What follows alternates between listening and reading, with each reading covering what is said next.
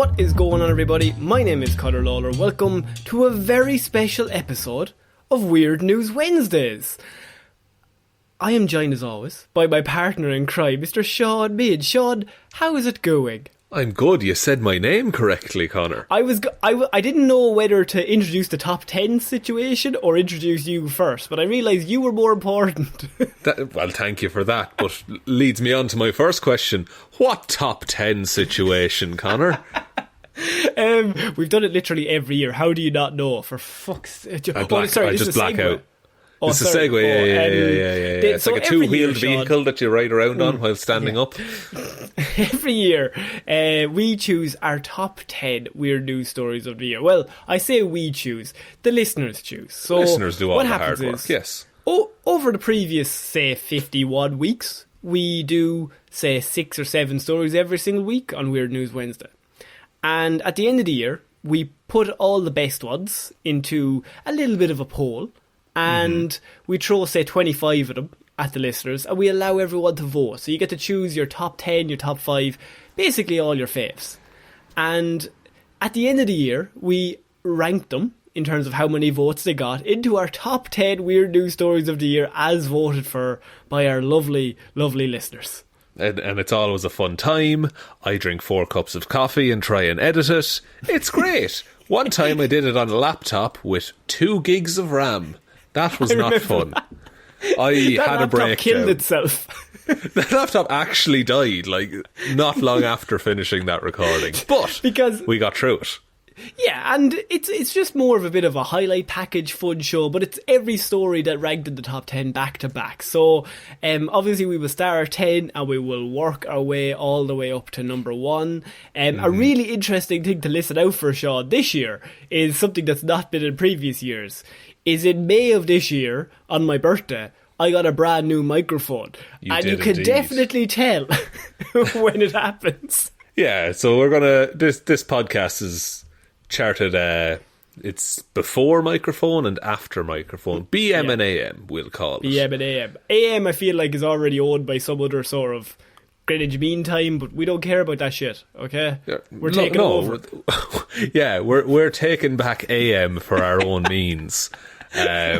But yeah, so Connor will sound a little bit different. I think I've had roughly the same mic for most of these, but I think I'm so. Not entirely sure. It used to be a lot worse when we started, and that, like, because it's a highlight package, every show is different, so it's kind of swapping between them all. But this year, by the way, we had the most votes we've ever had in the top 10, so it was hotly contested to find out what was the top 10. And in between the top 4 there was like less than 10 votes between them. They were all on I think it was 58, 57, 56, 55%. Something ridiculous like that in terms of the votes. Well, it's good to know people enjoyed them anyway. And look, if your favourite story didn't happen to make it into weird news, look, there's nothing to say it can't be. Here's what I'm going to say. It's because we hate you. It's because we hate you personally. No. If your story didn't make it in, consider it the honourable mention of the year. Good. That's good. That covers a lot of them. It covers all of them, mainly. So I think...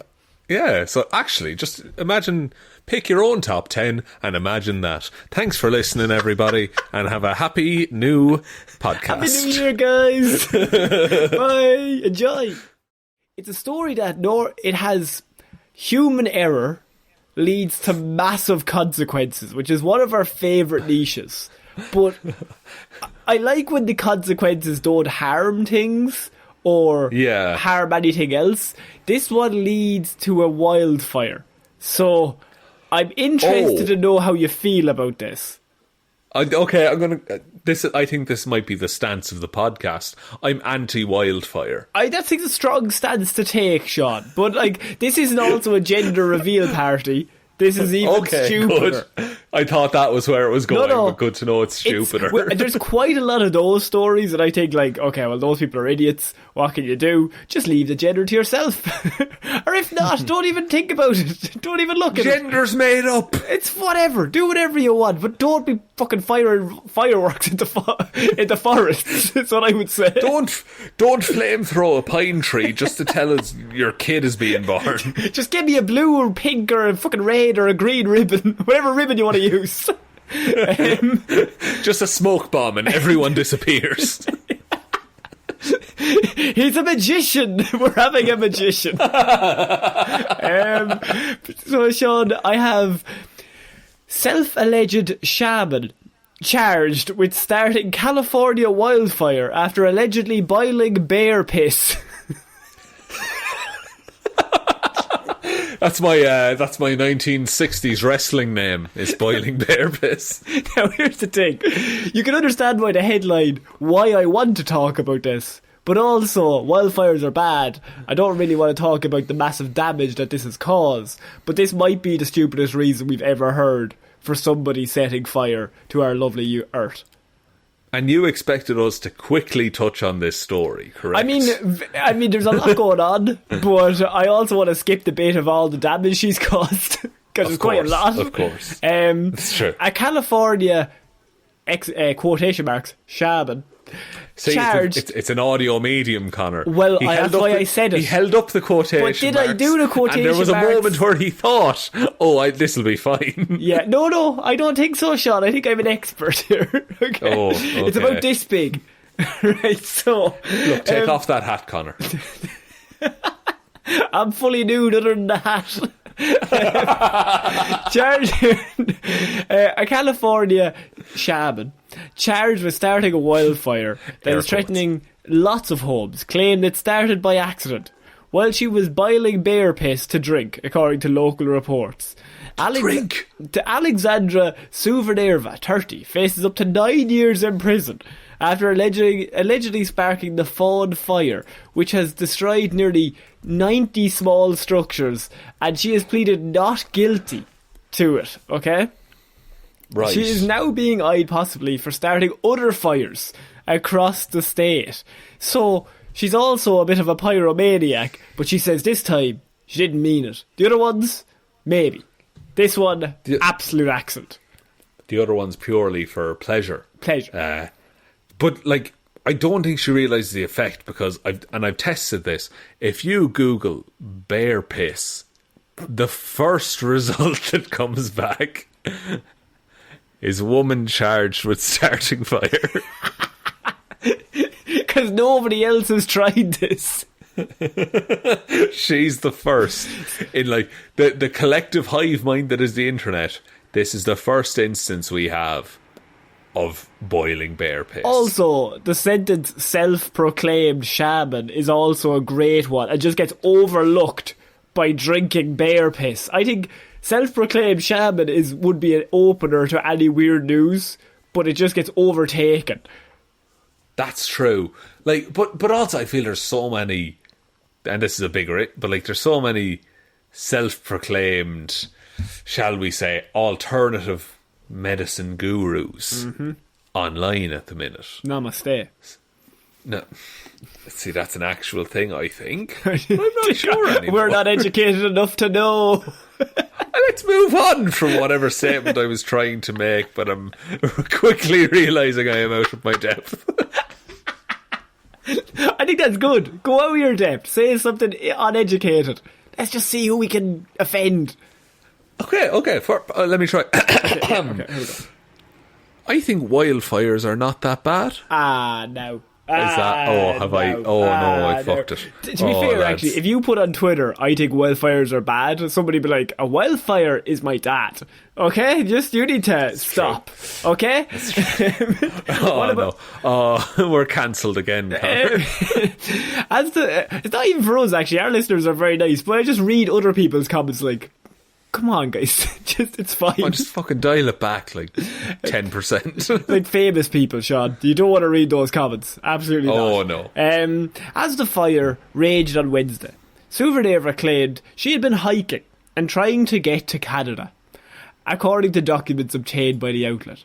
She told forest officials that she became thirsty on her hike, and so she came across a puddle of what she believed to be bear urine, and then tried to make a fire to boil it, Shaun, because that was the smart thing to do with bear piss.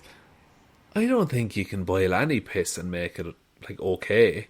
A bit of sage, bit of mixed herbs. Maybe just. I think you're see, that's how to get rid of ghosts that are possessing your house, Connor.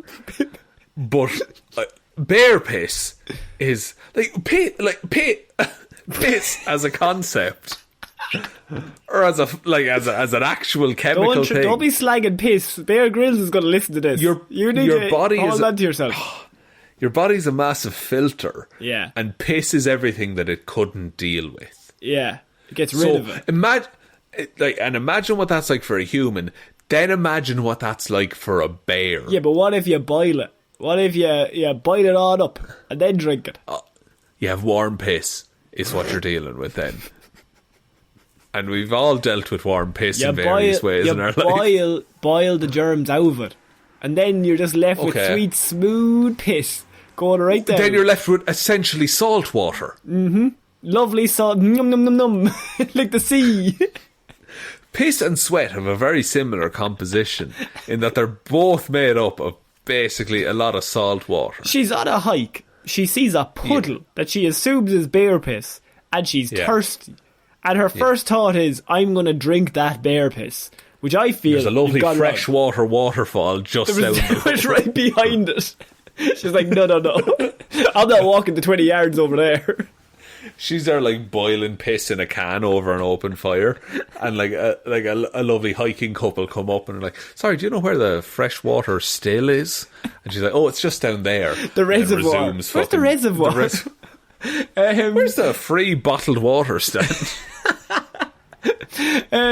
So she's got a hike. She sees the piss. Then she's like, I gotta cook it. I'm not just gonna drink the piss normally. That's fucking mad. I'd be crazy to do that. So she then decides that she's going to try and boil it, according to documents obtained by the outlet. She then found that while trying to start the fire, the wood was too wet for the fire to start. So smoky wood. So look, she downed the fire. She said, I'll move on. There's no point. I can't get this fire going. I'm just going. She was so mad, but she had to throw away the piss. It was a lost cause. And so she thought this animal piss, she thought the animal piss was the plan that she got rid of. And so she moves on. She continues on her hike. She goes away. Eventually, she gets trapped several minutes later in the bush amid the inferno behind her that she had caused, setting fire to the whole forest because the wood was not too wet for the fire to start. She didn't properly put it out, Shaun, and ended up setting fire to the whole forest. Okay, that's quite a big oversight in terms of, fire management. And that's a bad thing. But just to go back to the piss thing for a second and boiling piss, a couple of things that the viewers might want to be aware of. Go on. BuzzFeed have a video called What Happens When You Boil Urine. Oh, they ran out of articles years back. Absolutely. But also, someone on Quora points out that if you boil piss, like, the first thing that's going to boil is the water. Like, you're getting rid of the water. It's just pure you're piss. You're boiling off the... It's like concentrated piss is all you're left with. Even Bear Grylls is like, you need a bit of water. You can't be just drinking the piss. Oh, you can't drink piss neat, like. Just piss on the rocks, please. Piss on the rocks. Please. So she goes to boil the piss, backs out of it, she moves away, and she ends up basically starting a whole forest fire that several minutes later she turns around and the whole place is an inferno. The police eventually catch up to her, the fire department, and she was asked to empty her pockets and her fanny pack, which had CO2 cartridges, a cigarette lighter, and an item containing a green leafy substance she admitted to smoking that day, Shaun. So the self-proclaimed shaman, her thoughts was, I did nothing wrong. I just kind of said that accidentally I did this. The police are saying this was on purpose. She's a pyromaniac and she's under suspicion of other fires and she set this fire in a forest. Shaun, where are we coming down on? Oh, look, I mean, it doesn't look good in terms of there being a string of fires attached to one person. I think the excuse of I was going to drink bear piss is so out there that it might just fucking work. It's it's like being late to school and saying you had diarrhea. Like, no one's going to question you on it in normal circumstances. But if this is the 6th time in a month that you've had diarrhea, yeah, someone has to step in and be like, are you okay? Yeah. And I think at this point her excuse is the wood was too wet to start the fire. But then it comes up the point of, well, if the wood is wet, was it not raining? And then surely there has to be a normal puddle somewhere, not the bear piss puddle.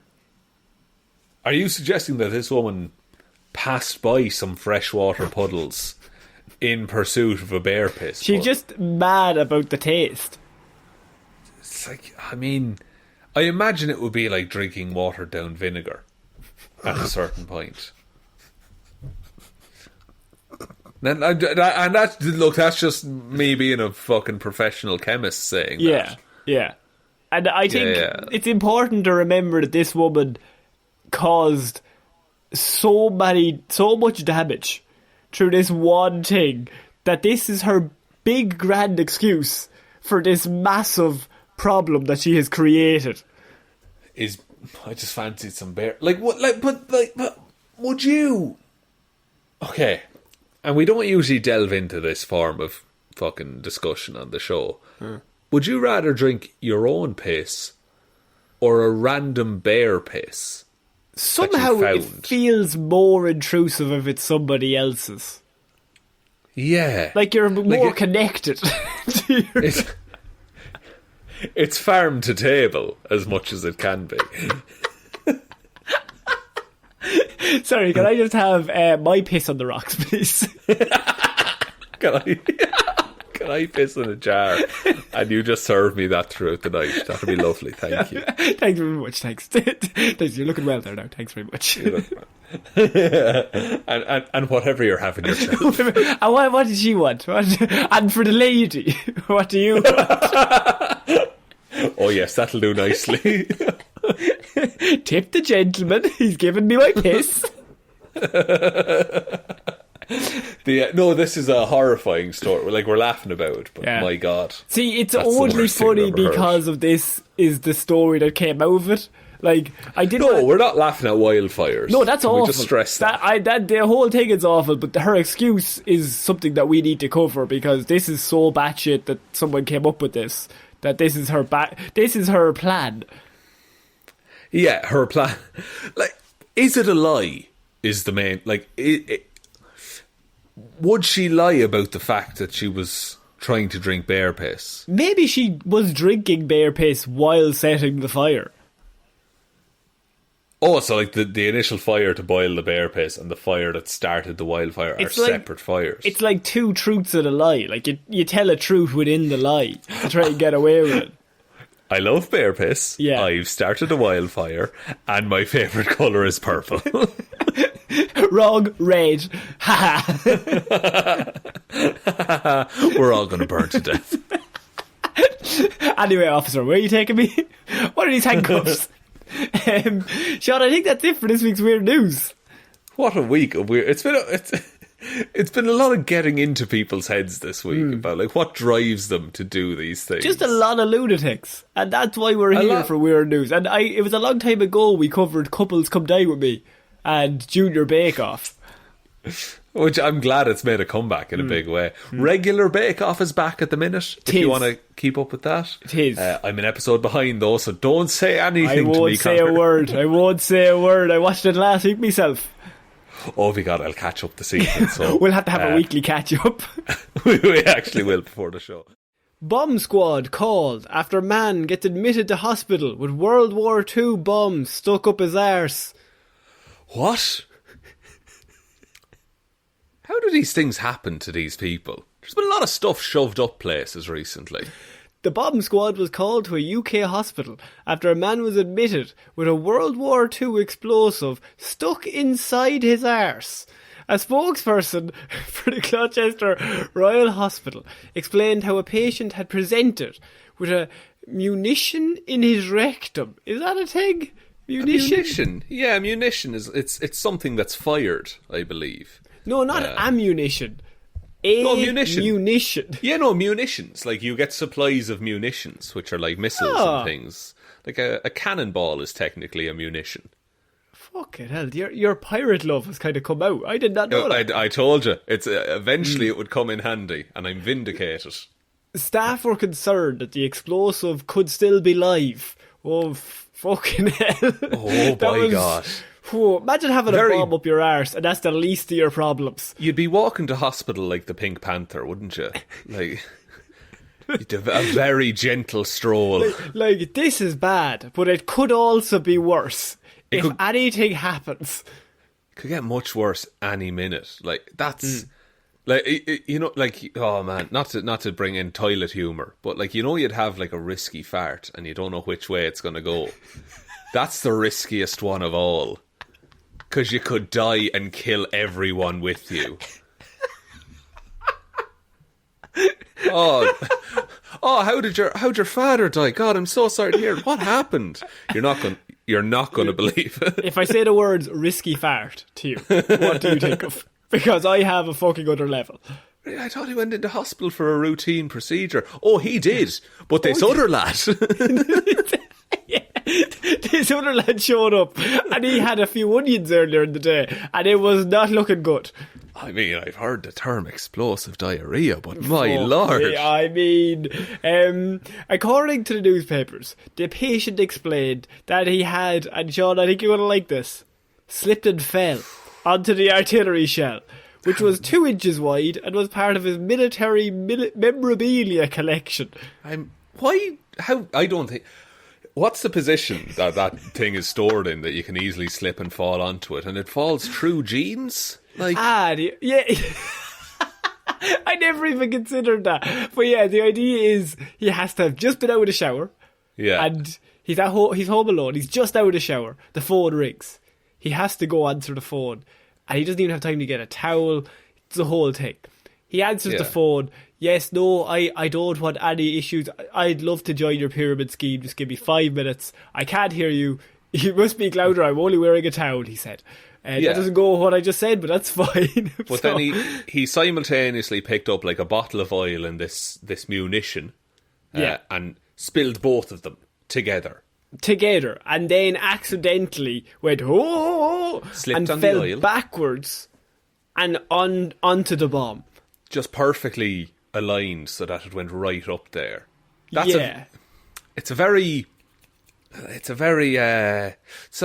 like the Death Star, you know, like it's a very narrow opening to cause so much damage.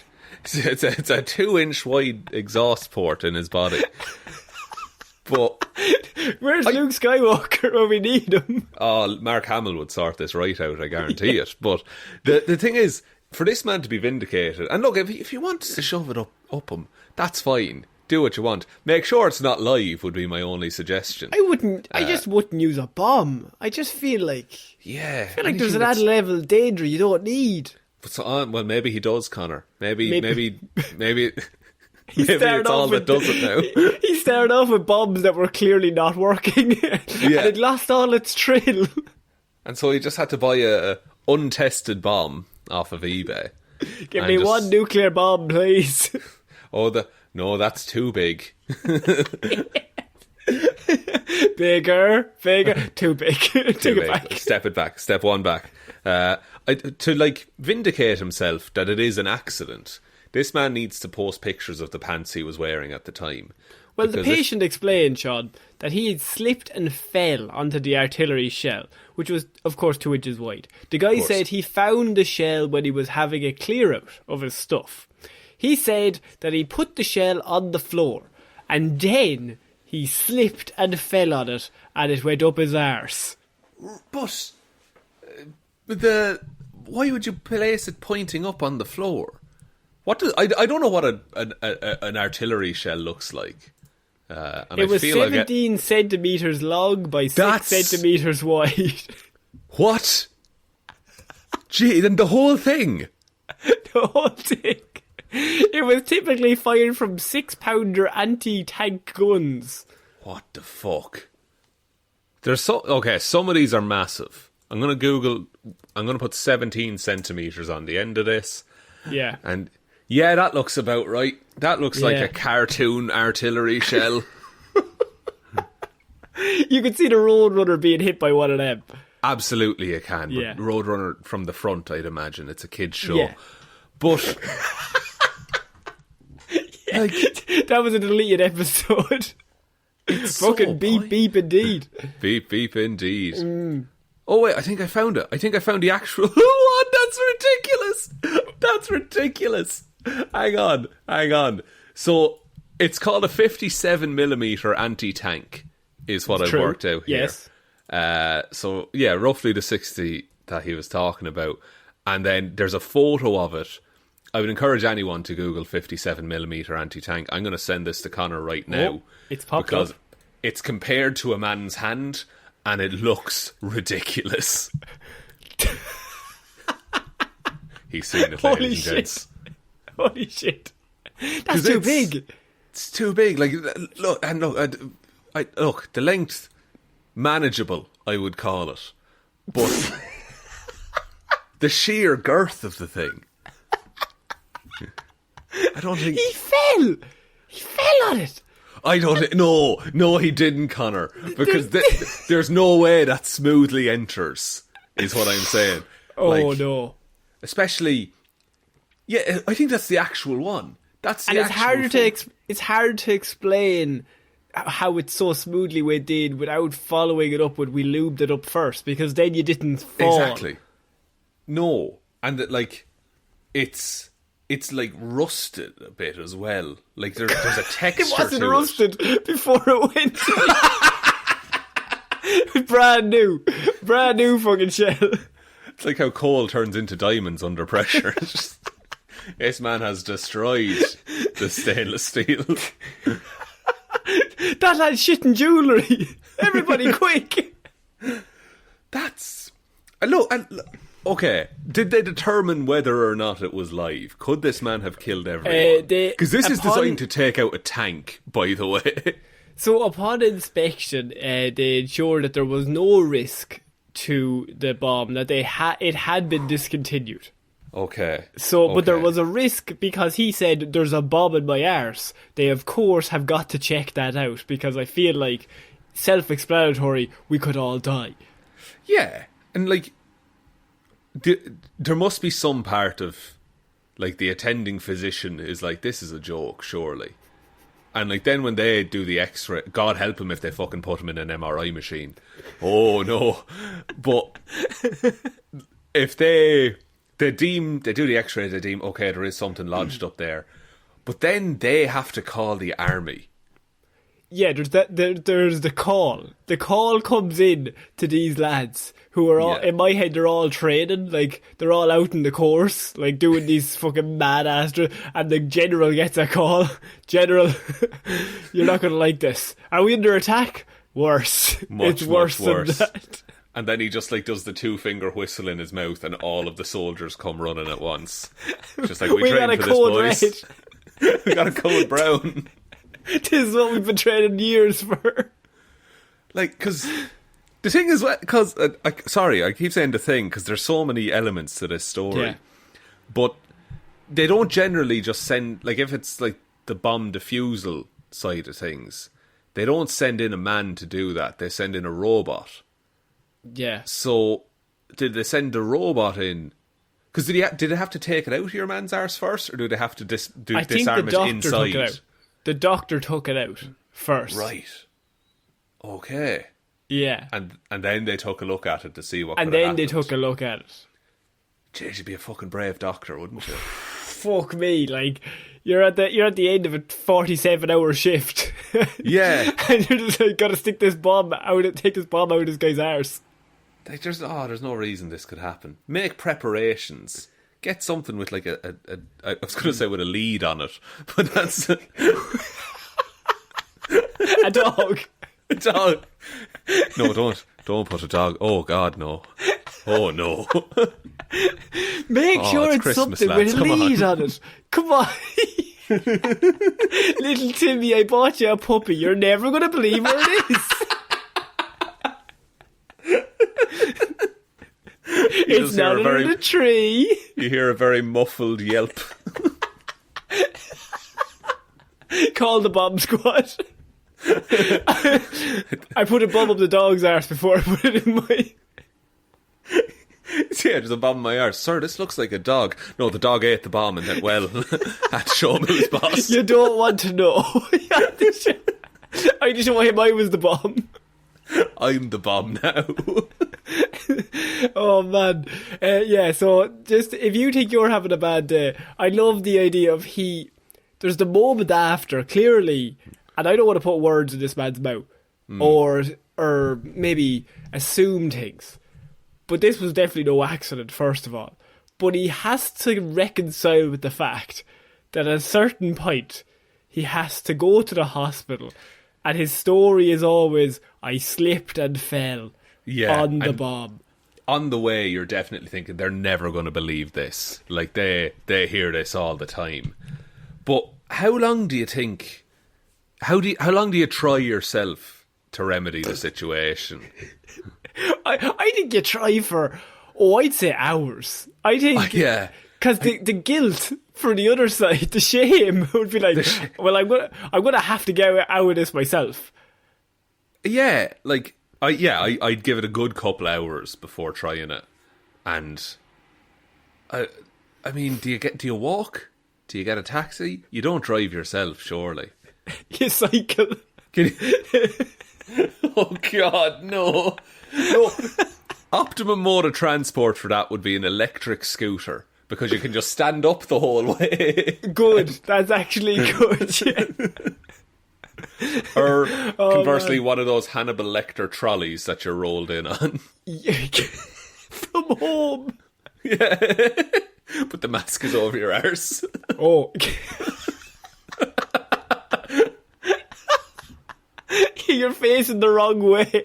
And they just have his trousers pulled down and the mask over his arse. And everyone's just like, that's very strange. Oh, it's to stop him from eating anything else. Has a mind of its own. It'll eat any bombs you have. Oh, I love this story so much. Oh my God. So, Shaun, look, this man's had a bad day, but I felt like we need to start with that, because that story I read and I was just like, you know, you get the face of like, yeah, alright. Yeah, he fell. So we're going to move on, Shaun, to another stolen object, right? Stolen inanimate object, and it's a lot closer to everyone's hearts than you would think, because I have police are out on the lookout and are offering a $1,500 reward for the safe return of Ronald McDonald. Shaun. Ronald McDonald. Yeah. The mascot. The mascot, yeah. Right, okay, so this is interesting. Is it a missing persons case or a stolen property case? So, in the Michigan community, Shaun, in Woodhaven, they have a little bench. And on the bench, they have a life-size version of Ronald McDonald. My McDonald's as a kid had one of these. Yes. And my God. It's been there for years, for centuries. Many people have seen it. It's been lovely to sit upon and have a chat with Ronald and maybe get freaked out because he kind of has a bit of a weird vibe going on. But what can you do? Someone carved swastikas into his eyes. Oh, that's a nice story. Just you'd have to sit beside him then, because you have to get the picture for the birthday party. And then are you endorsing it by sitting there, or are you like... No. I burned the photos. What can I say? Yeah, you burned them just in case. Guess I That's my LinkedIn profile picture. Me, big thumbs up. Big thumbs up with Ronald. But that's a big thing to steal. And aren't they usually inside the McDonald's? They are usually, but this one is outside the McDonald's on a bench and is attached to the bench. Shaun, somebody and I don't want to name names, but somebody cut the bench and cut off the bit that Ronald was on. The bench he sat upon was cut, and Ronald was taken. Okay. It was a pre-planned operation. Yeah, because I imagine, like, it's easier to just make a bench with Ronald McDonald on it than to make a bench and a separate Ronald McDonald that has to fit on the bench. Yeah. I think, look, there's one obvious suspect. I knew we'd come to him, and I felt it was too obvious. Have you ever seen an episode of CS Slider, like, that guy's the killer, and you're like, he's definitely not the killer, because you said he was the killer. Yeah, and all evidence points to him being the killer, and we need. Are we talking about Grimace or the Hamburglar? I was talking about the Hamburglar because, frankly, I don't trust him. But I don't trust Grimace. What does he know? No, Grimace is the wild card, to be fair, because Hamburglar, to be fair, this doesn't fit his MO. It's in the name. He literally doesn't give a shit about inanimate objects. That's true, but Grimace... What does he love? Nobody knows. Fries? Is Grimace the one that likes fries? There's an ice cream van going outside, by the way. If anyone hears it, yeah. Well, good, because the McFlurry machine is broken. Why is he selling ice cream? It's night time. It is 7 o'clock in the middle of March. And it's getting dark, I will say that, and it's also raining a little bit. In Ireland, you don't sell ice cream until June at the earliest. It's not great ice cream weather, but look. Do you know what that is? That's a positive mental attitude. That he woke up this morning thinking, today's the day. That's it. Look, if you bring it, they will come, is what we all learned. So back to Ronald, right? He gets stolen. I'm on the McDonald's wiki, by the way, looking at the lore for Grimace. Oh, okay. This is where it's going to come in. Shaun, we're going to solve this. We are. Grimace's whole thing, by the way, he was originally evil Grimace. And he had going fast. Go on, sorry. He had 2 pairs of arms with which to steal milkshakes. Is what Grimace's whole thing was. Why are they bad about theft? I don't know. There's a lot of theft in the McDonald's universe. It's a weird bit of lore that I don't like.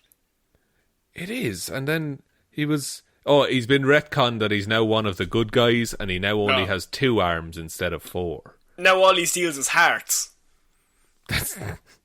Yeah. And he might have a brother named King Gonga who rules over all the Grimaces. My God. Who came up with this shit? Oh, you're gonna love this. One of his most popular family members is Uncle O'Grimacy.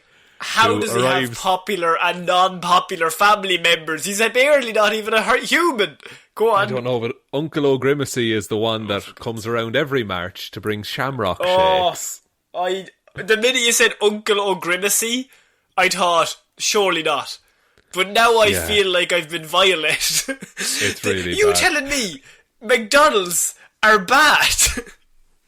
I mean, look, I'm on the Uncle O'Grimacy page, and there's an entire 3 paragraphs titled Controversy. You're dead fucking right. You're dead right. What controversy is he involved in? He's hardly got any scandals going on. Apparently, he was quoted as saying I can't say this on the podcast. Oh, okay. I actually can't. Wait, who was quoted as saying anything? This is not a fictional character, or is this a guy in a suit saying racist shit? I think this page might have been edited. Okay. Because it's saying, apparently Grimace said in a pub in Philadelphia, the only good British soldier is a dead British soldier. Fuck off. Sorry, Fuck Uncle off. O'Grimacy, not Grimace, but yeah. Don't put that on Grimace, but even then. What the fuck? Sort your family out, lad. What kind of a... Who edited that? I don't know. What is this universe? I started the story just thinking Ronald McDonald had been stolen, but we've just kind of stumbled upon the weirdest lore for anything ever. I think we need to do a new Hero or Zero, but just with McDonald's characters. My brother requests a Hamburglar episode on the regular, actually. Oh, so maybe actually, there is more to it. Fucking hell. Just give me my Big Mac and fuck off. Jesus Christ. Just, I'll take, I don't know any other McDonald's orders other than a Big Mac. McNuggets? McFlurry? McFlurry. Fruit sticks. Can I have some fruit sticks, please? And some bottled water. And just a spoon from the McFlurries. I like the shape. So, Shaun, Ronald's been stolen, right? And why I bring this story to you is that they're offering $1,500 for his safe return. Somebody has chopped up a bench and taken Ronald away. Who's offering it? Is it McDonald's doing it, or like the manager of that local branch? It just says that there's a $1,500 reward, so it's not actually saying who it is for. So it could be someone who, wanted to steal the Ronald McDonald statue but was beaten to the punch. And is now like, exactly. I just want to pay for it at this point. But interestingly, Shaun, this story was posted onto Facebook, which means only one thing. Facebook comments were also there. And I've picked out 5 of my favourites that I feel like made me laugh more than anything. Because remember, this is a story about a Ronald McDonald statue that has been stolen off a bench. And can I posit some theories as to what these comments would be? Go on. Do they call into question the youth of today?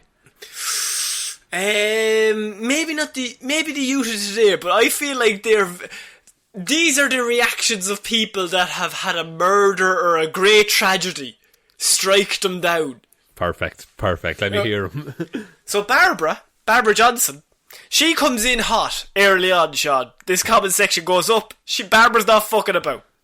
Maybe surveillance cameras from other businesses. Maybe they can identify the vehicle going in or coming out of the parking lot. Come on, this is Ronald McDonald we're talking about. Barbara's feeling strong opinions there. Barbara's all about the rescue on this one, I think.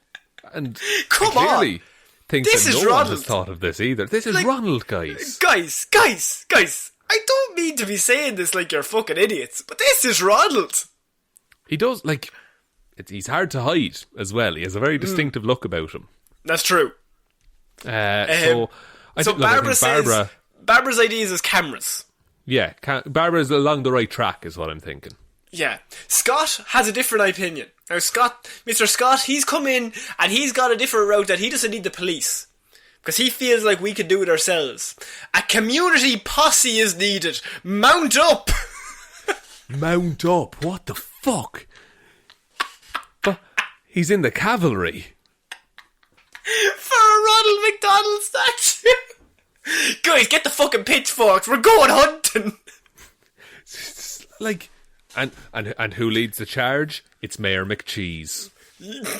Yeah, it is. It's not fucking that Irish prick anyway. Uncle O'Grimacy. No, we won't. We don't talk about Uncle O'Grimacy. So that's Scott. Scott is thinking we get a group together and we just violently assault whoever's done this. We need a posse. Okay. Yeah, Scott is of an opinion. We'll say Mary, on the other hand, she's given up on life. She just says nothing surprises me anymore. That's all Mary says, but I feel like someone needs to check up on her. Yeah, Mary, look, it has been a hard year, we'll acknowledge that, but this cannot be the final straw. I won't let this be the final straw. This is what nudged her over the edge. I was okay with the pandemic. I was okay with the lockdowns, but don't take Ronnie from me. How could you, steal a beloved children's mascot, you know? It doesn't bear thinking about. We have Cassie, who's come in and said, that's awful, but what would someone do with a sitting Ronald McDonald statue? Thinking face. Okay, she's about the motive on this one. Why would someone do this? See, Scott was reacting emotionally. Mary was reacting emotionally. Cassie's coming in here logically. What do they want with the statue? Yeah, do they want... I don't know. Is it a hostage situation? Is there hamburgers involved? You know, as kind of a ransom note. If there is, we know who did it. That's true. That would play right into my theory. And so that, like, she's coming in logically, and I finish on Erica. And Erica's one was the one that made me laugh the most. Because Erica, this is life and death, okay? Right. And Erica starts by saying, I'm speechless, and then proceeds to write the longest message on the board. Then right? continues to speak. Perfect. Yeah. She says, I'm speechless. What the blank is wrong with people? So now what? There is nothing you can do with Ronald. You can't sell him. If you display him in your home, someone will know that he was stolen and come and get you. And if someone does buy him, they obviously will know they are now in possession of a stolen item. ... I guess I wasn't speechless. Fuck. Oh. She's offset all arguments against herself there by acknowledging the fact that she wrote a long message. Wait till she hears about the lad who stole a slide. This message, what is wrong with people? You can't do nothing. She's like attacking the kidnappers, like, you can't do anything with him. You're fucking lost now, boys. This is like, she's had enough of senseless thievery. If they had stolen, like, medicine or food, she'd be fine with it. She'd be willing to sacrifice any human she's ever met, but just leave Ronald alone. Yeah, but I don't think that logic should apply to the people that stole a life-size Ronald McDonald statue. It's true. But what if are we bringing back the death penalty for these people? Because I think Erica wants the death penalty to come back these. I wouldn't say death penalty. Maybe worked to death might be a way to go about it. You'll have to make burgers until you die. You have to, like, you are like, all your bones are broken and fused into the position of the Ronald McDonald statue, and you just have to, like, exist as that from now on. That's Erica's point of view. Like, she's willing to come out strong and say, you can't do anything with them, boys. You've backed up the wrong tree. We're coming for you. We're going to find you. Someone will rat you out. I don't think they care. So all these people are after coming out, Shaun. They have strong opinions. What are your opinions on Ronald? I feel I'm emotionally connected to this statue being stolen now. But what are your thoughts? Right, look, honestly, I don't really like Ronald McDonald that much. Yeah, I think he's kind of creepy looking. He gives off some weird fucking vibes. Ooh, very weird vibe. McDonald's also, I've not had a McDonald's in like 2 years. Can't say that I love the food. But chicken nuggets are nice sometimes, aren't they? I think the last time I had a McDonald's might have been like 2013. I don't know when it was. Did you remember that St. Patrick's Day when we met in the McDonald's I didn't bathroom? get anything in there. I went to the bathroom. You didn't. There was no purchase necessary. We're talking about a time we met in a McDonald's bathroom. But I went in because I was like, I need to go to the bathroom. Really quickly, I'll nip in here. I had no intention of buying anything. No. It was only a fool would do such a thing. Actually, no, I lie. A McFlurry. I'll get a McFlurry like once every 3 years. That's fair, but I think that doesn't really count either, because that's just like regular Irish ice cream mixed with some just really Smarties put bad. Shit. Yeah, just like with like all the other sour ice cream that's already in the machine. Yeah. Shaun, do you want to move on from this tragic story to the worst day in pigeon racing history, Shaun? It occurred this week. Really? Yeah. After all, it's a sad day. How long is the history of pigeon racing? I can only assume thousands of years. It goes back to 19 BC. 19 BC. It's oddly specific for a man who just said, I can assume thousands of years. I can assume. I like to start broad and then very quickly narrow into the most specific of years. You just downloaded that information. I went broad, then I thought, no, the people need more. They know I know this information off the top of my head. So, I mean, it's 19 BC or around 21 BC. I'm not quite sure. Well, modern pigeon racing originated in Belgium in the mid-19th century, Connor. Yeah, that's what I said. The 19th century. The line BC. is very bad. Very bad lately. Did you think I said 19th BC? I said 19th century BC. The 19th century BC, I understand. Perfect. That's actually further away. It is, yeah, you're going backwards. Yeah. So this is the worst day in pigeon racing history, Shaun, because thousands of birds have vanished during a race. Oh my God. So pigeon racing, by the way, is where birds are released from one point and then they fly back and then they go to their home. So yeah. Were these birds based in the Bermuda Triangle by any chance?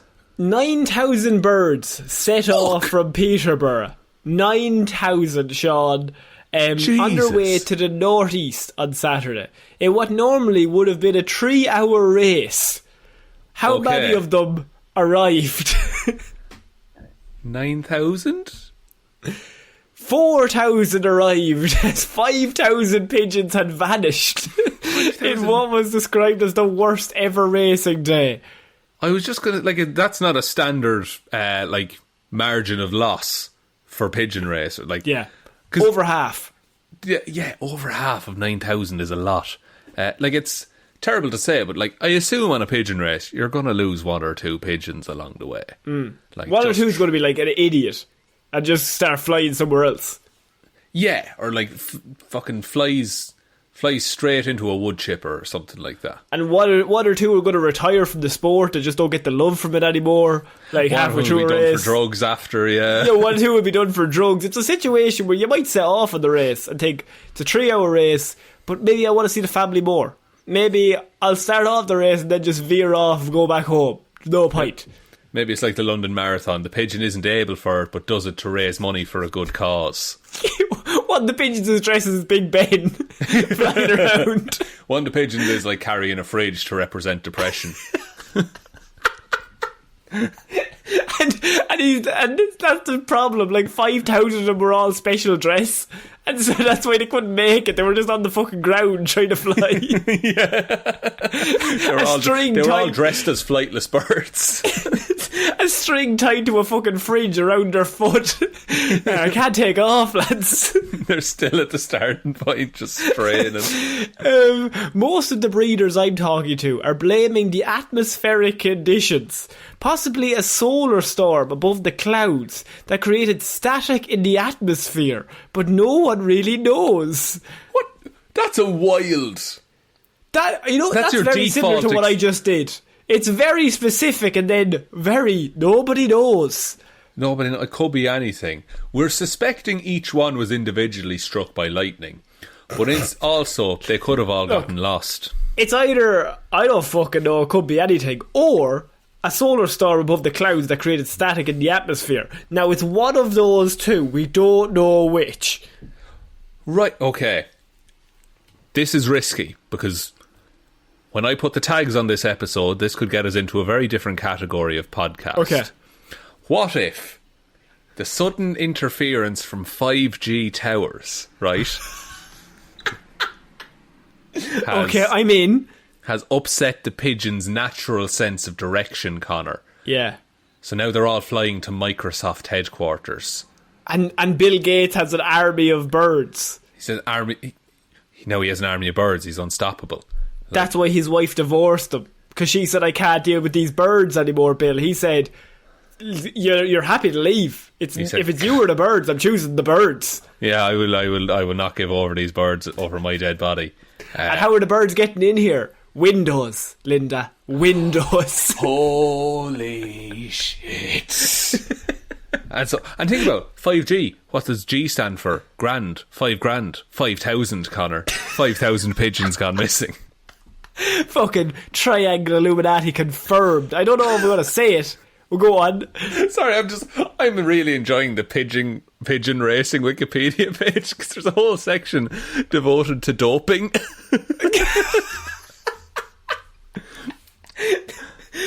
I like when in the horse racing as well. They're just like, the horse was dope, and I'm like, he definitely wasn't. It was definitely somebody else. Someone gave it to the horse, like.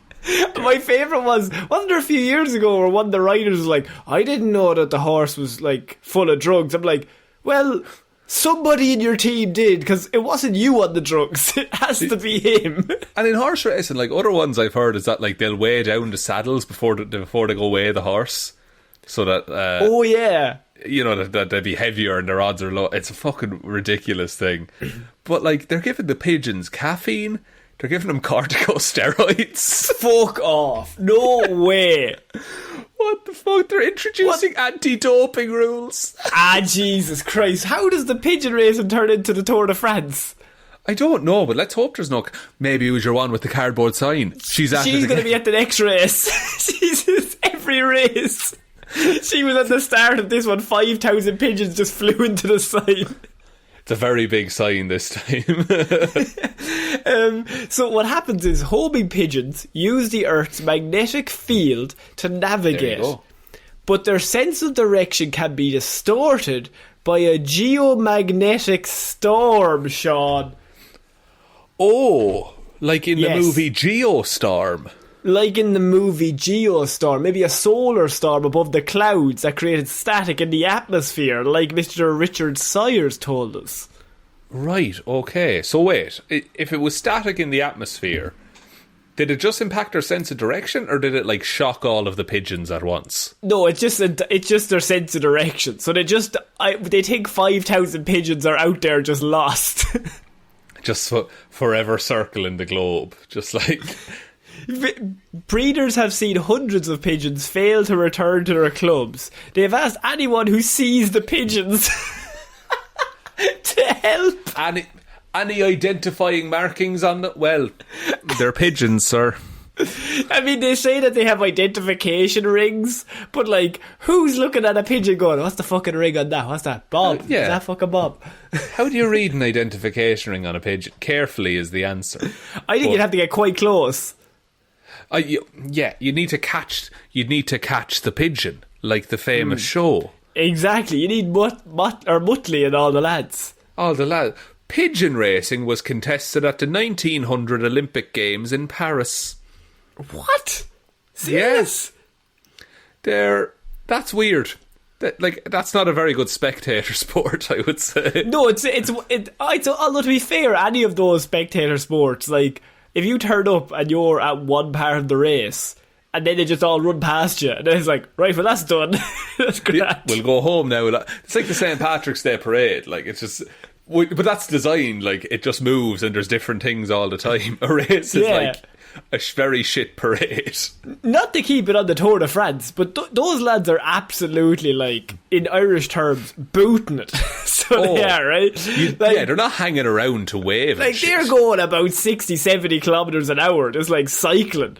And so they came to Ireland a few years ago, and my dad always told the story of everyone lined up for hours to go down and see them, and they all stood down and they all just went boom, and then they were just gone, and you were just like, well, that was good. Right, that's good. Jeez, I'm glad you saw that now.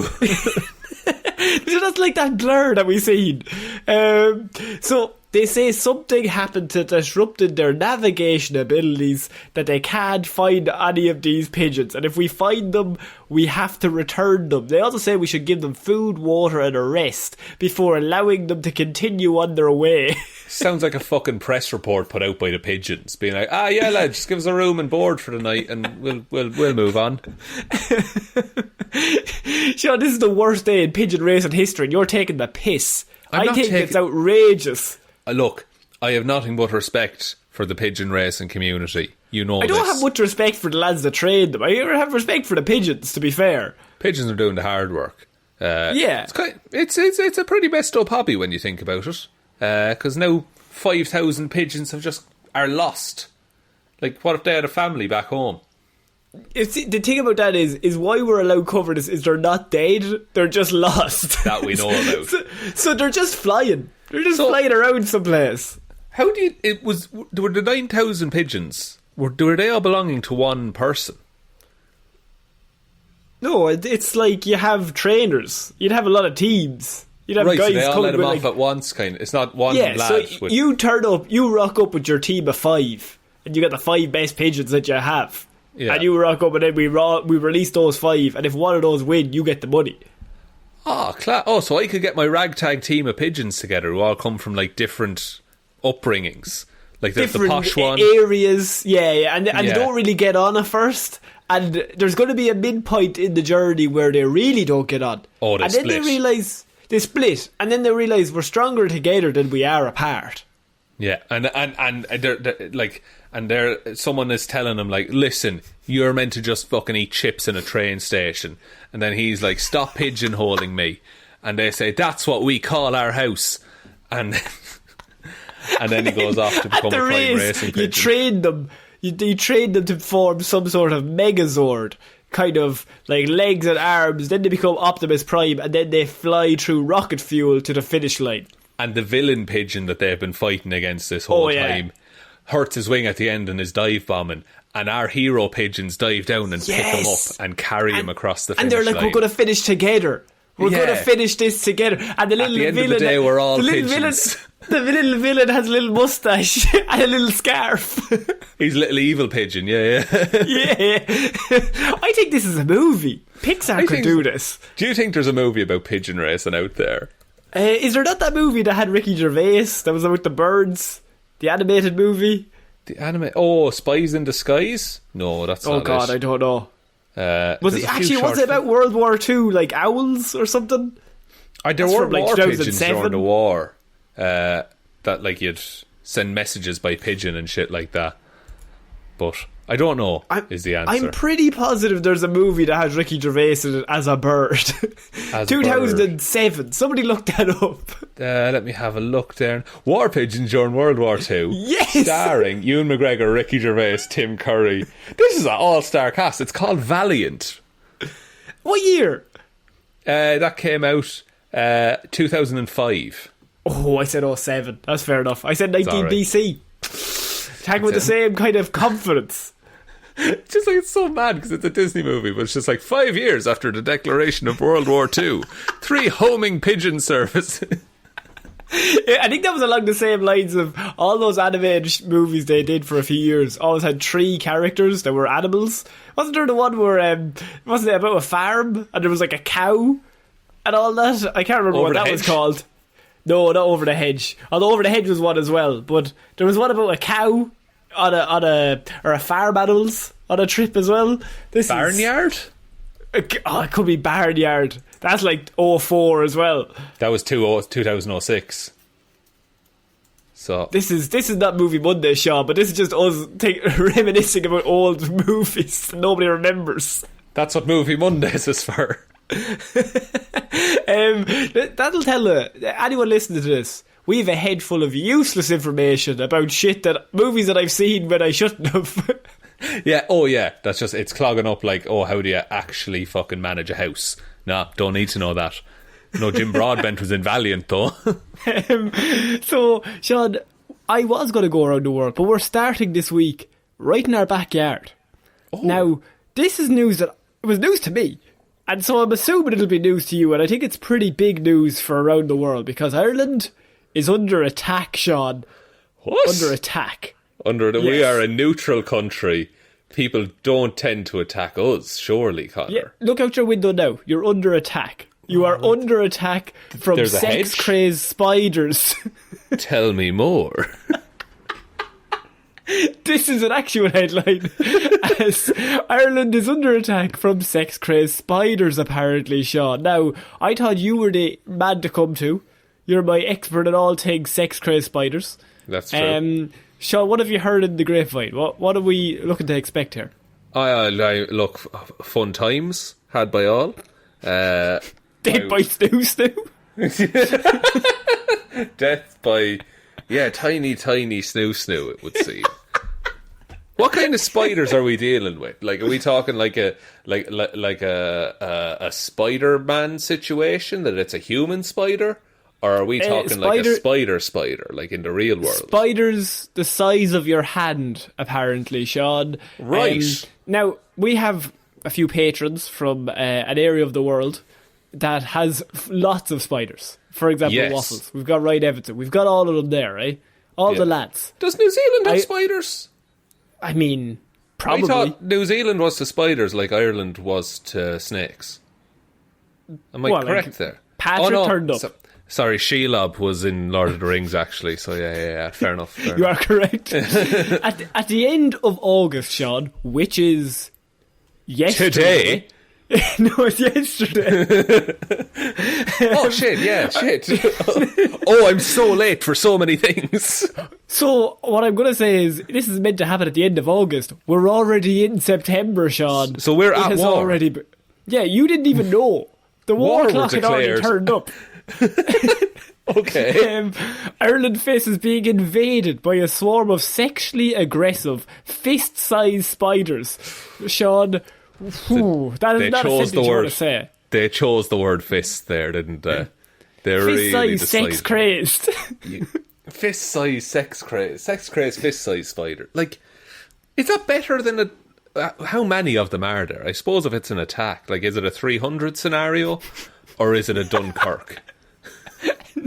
These ones also apparently go from 0 to 60 in 1 second. What Shaun. the fuck? No. What?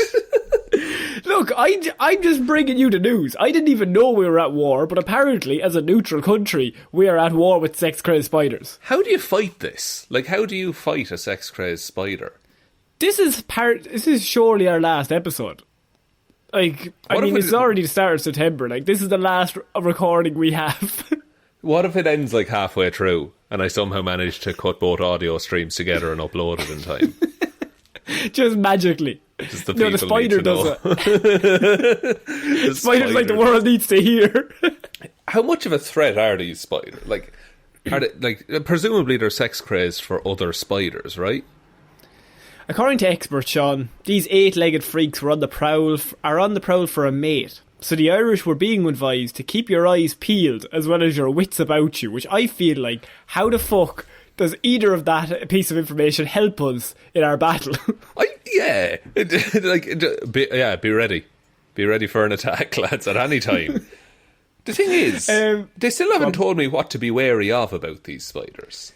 Well, I'm telling you they're fist-sized. I'm telling you they're sex-crazed. I'm telling you they can go 0 to 60 in a second. Look, were you describing a human, I'd be like, fuck, that's bad. But it's a spider. Someone should arrest. Someone should, we should get to police, but you can't arrest us. There's no handcuff in the world secure enough for spiders. Yeah. There's too many. You need at least 4 handcuffs. You'd run out by the time. Get a new factory to make more handcuffs. The spiders have taken the handcuff factory, sorry. That's the one place they'd go. They know that's what we need. They know they have one deterrent, and it's having their 8 legs bound. Now, I like the fact that they've done a whole report on all the spiders and what they do and normal house spiders and what we have to look out for. But Shaun, at the end it came in clutch because you're thinking, Jesus, like, this is bad. They're really going in on this. But then they said, they're not dangerous, but they can give you a nip. They have biting fangs. Oh, Jesus, a bit of nip action going on. They are sex crazed, to be fair. To be fair, lads. Look, if you're into that kind of thing, no, I'm not even going to finish that joke. Don't. Like, what? Okay, is this like... This is an actual news article that appeared in a newspaper in Ireland.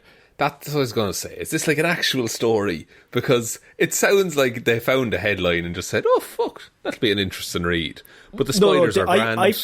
I found this at an actual headline in a newspaper in Ireland in bold writing that we need to watch out for these spiders because we are under attack. Because they said at war, Shaun. At war. At war. That implies there's the spiders want something from us. Like, they pulled the Winston Churchill on the spiders. We will fight them. I didn't know. Yeah.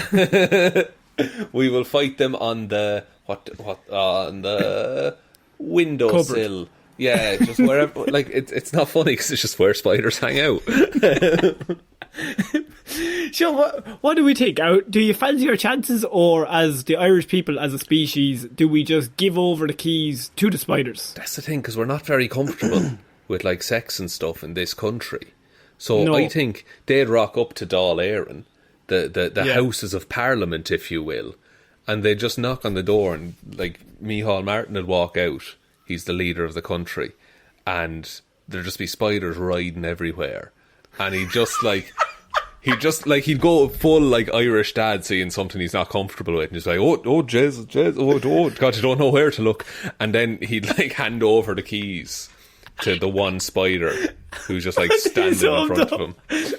In fairness to Micheál Martin, in that scenario, right, there is nobody on the planet that if you open the door and there was a load of spiders having sex outside, you wouldn't go, what the fuck is going on out here, and turn away. That's possible. Oh yeah, okay. Well, look, any member of the government of Ireland would do that, and so right. The spiders win. We need to now elect someone who's not afraid of spiders, or not afraid of spiders having sex. Yeah. So what's going on? They're there? different. They are different. They are very different things. They're very different things, and you don't want someone leaning too far in one direction. No, see, on that that's the difficulty. You don't want someone too into it either, because they're also a wild card you don't want. They'll take the spider's side, if anything. Yeah. I think, look, there has to be some intersection between, like, Jessica Rabbit fans and, like, politicians who aren't afraid of spiders. Like, if we get that Venn diagram, then we're sorted, then we're saved. And if we don't? Oh, it's the Siege of Jadoville all over again. Like, we're going to have to be airlifted in water.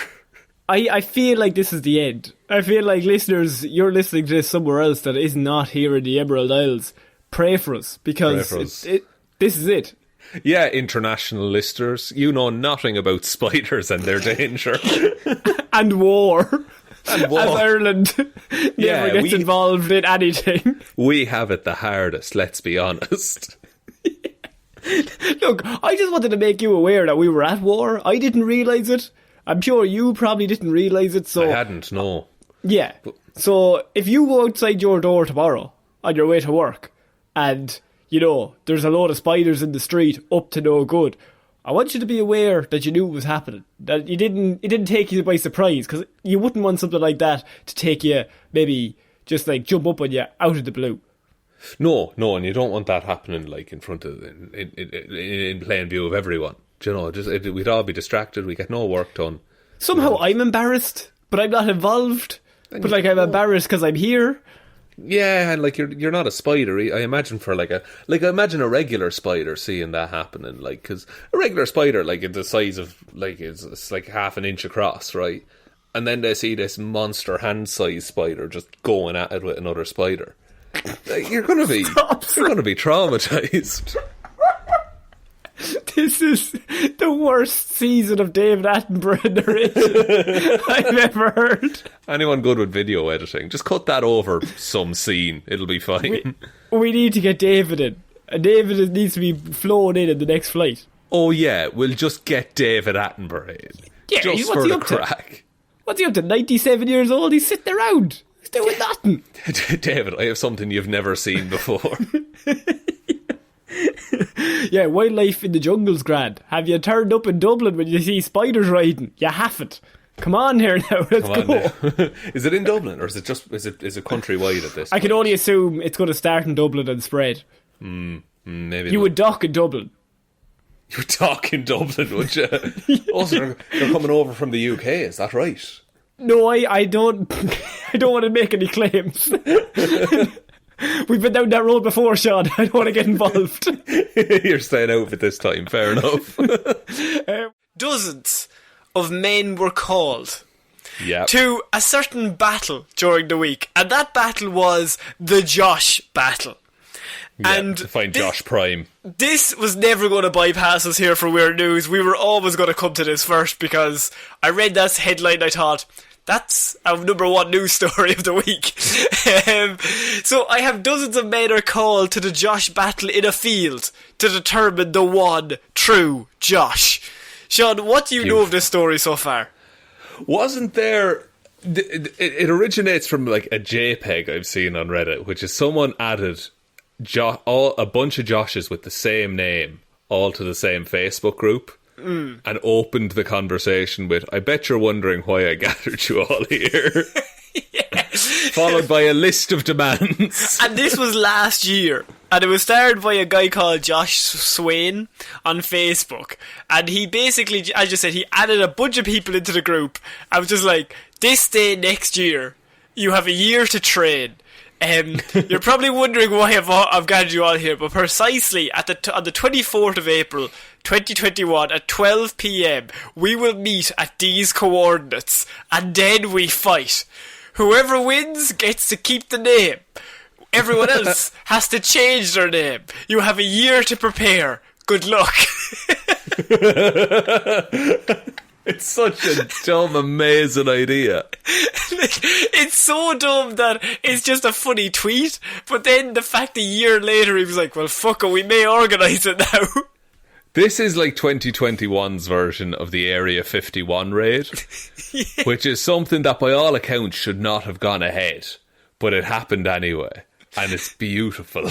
After setting up the humorous chat, Josh forgot about it until a screenshot of their conversation resurfaced on social media. Realising his plan would actually have to go ahead now, he changed the coordinates of the event after choosing the original ones at random, only to discover it was the middle of a private farm. The battle was opened up to anyone with the name Josh, not just Josh Swain, but anyone, and kicked off at Ayr Park Green on April 24th. So on April 24th, they all just turned up and went to battle, Shaun.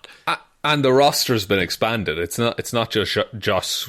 This is hard for me to say. Josh Swain. Josh Swain. Say that 3 times. Swain. Say Josh Swain versus Josh Swain. Now it's just Josh on Joss action.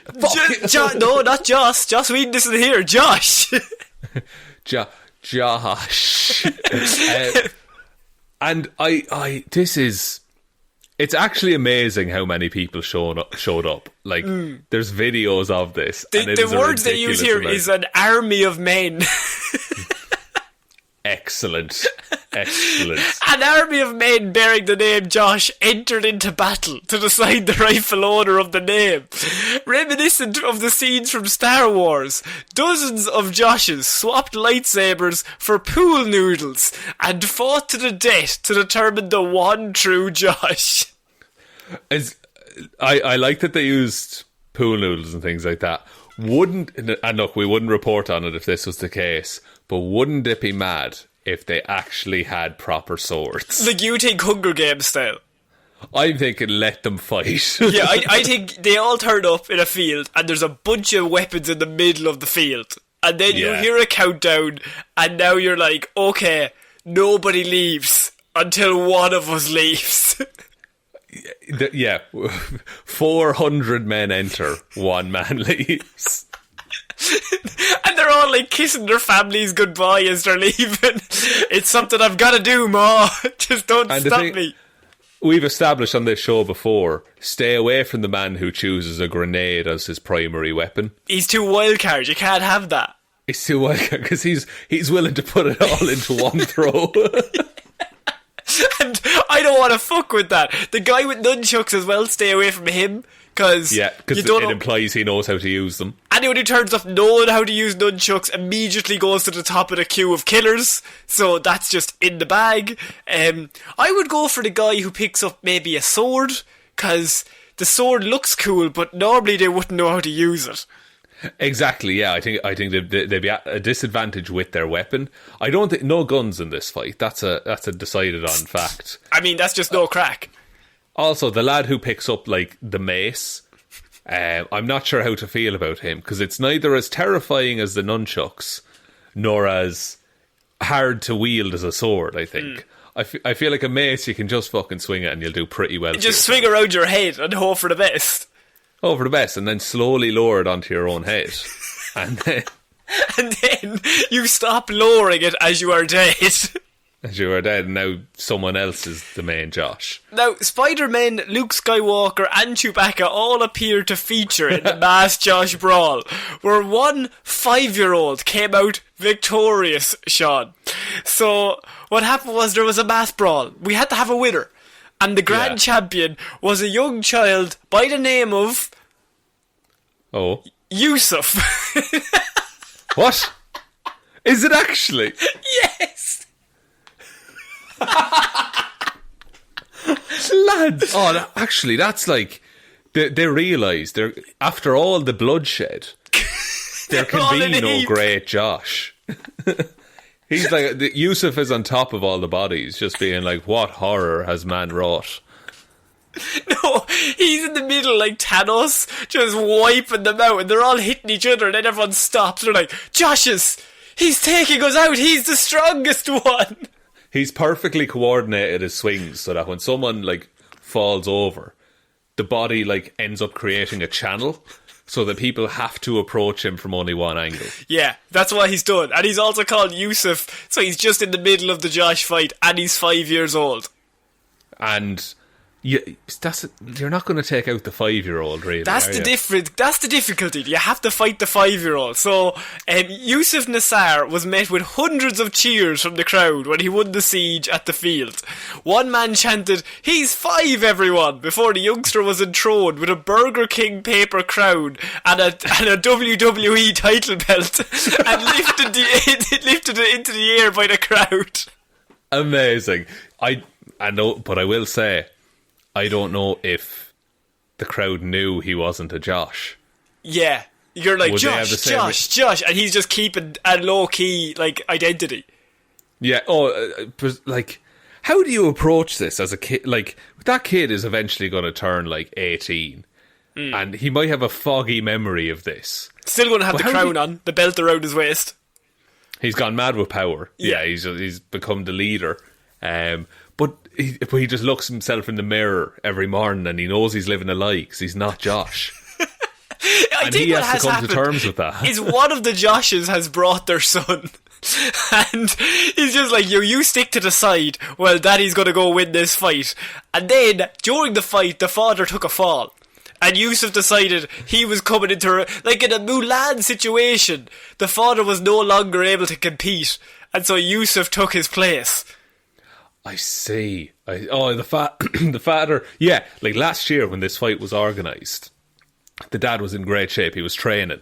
Yeah. Then, over the course of a lockdown, he's become weak and frail. He holds the pool noodle and his arm is fucking shaking. And then the son looks at him sadly from the doorway. He's 5. He's 5 and he's like, I will protect China. Because he's just seen Mulan on Disney Plus, Connor. Yeah. And he's like, Eddie Murphy, you're coming with me. We're going to win this fight. And then he rocks up, and then he has a fake ID that he paid the mob for. Yeah. And the guys are just looking at it like, are you really 21? And Yusuf is just like, shut up. And then he's like, I'm hardly 3 kids in a trench coat, am I? And they all have a laugh. No, seriously, though, why are you 3 foot tall, though? You know us Joshes. And then they're like, that's fucking true. Fuck, he's got us. We do know us Joshes. That's the one thing we know. And then he takes the serum that Wolverine took at the end of Logan. Yeah, and just powers up. Just goes beast mode. Fans took to Twitter to celebrate Yusuf's coronation, with even Burger King commenting on the young warrior's victory, hailing him as a true king. So he's been called a true king by even the royalest of kings. That's true. The Burger King himself. The Yusuf the Young Warrior sounds fucking amazing as like a title. Like that is a son of a king, great fighter title that they would have had in the Middle Ages.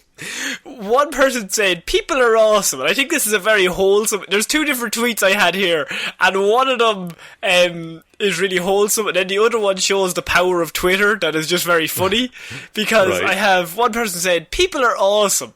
All these grown-ass adults showed up to just screw around, and they just noticed there was a kid there, so they decided to give the kid the best day of his little life. Oh, right? Oh, great, heartwarming. Where's this going? To which one person responded, oh no, he beat the shit out of them, I'd say. He destroyed those grown men.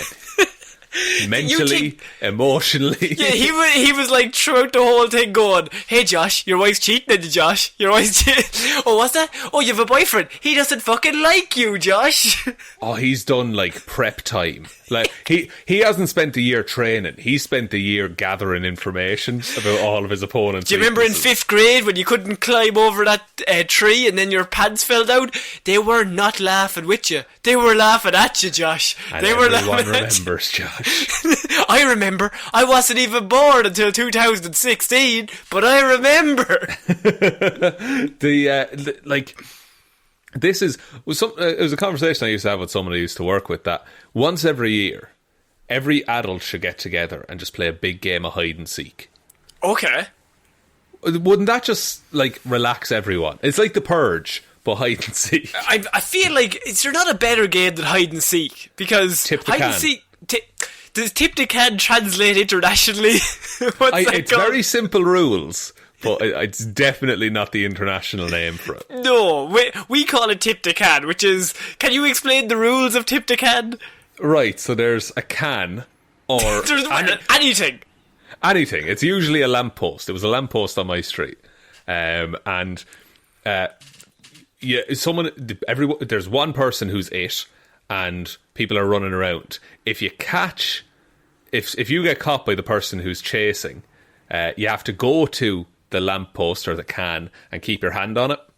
But if someone who's just running about tips the can, they free everyone and they can run about again. Yeah. So what happens is someone's on, you all go hide. The person leaves the can and say he turns to the left and you're standing there behind. The two of you get to sprint back to the can, and whoever gets there first, if he gets there first, you're caught. But if you get there first, then you're free and you get to go back out and hide again. So, but if there's been 4 or 5 people caught already, they get to sit out, and you're like the 5th person, you're the last person. You make the sprint back, you get there first, you free everyone goes and hides again. It's a big massive circle. It's great. It works best with, I don't know if it would work with like 30 people, because I think the odds are really against one person there. No, I think you'd have to start with 3 people holding the can. Oh, that's good. I like that. It's kind of like a cops and robbers kind of thing. There's also, by the way, they set up a Josh versus Josh.com website that counted down the minutes until the battle commenced. Was Josh versus Josh taken? Yes. Fuck. Who's taking Josh versus Josh.com? I'm assuming the minutes are 0 at the minute. It's 0 at the minute, but it just has the coordinates, a picture of some mountains, and the word soon. This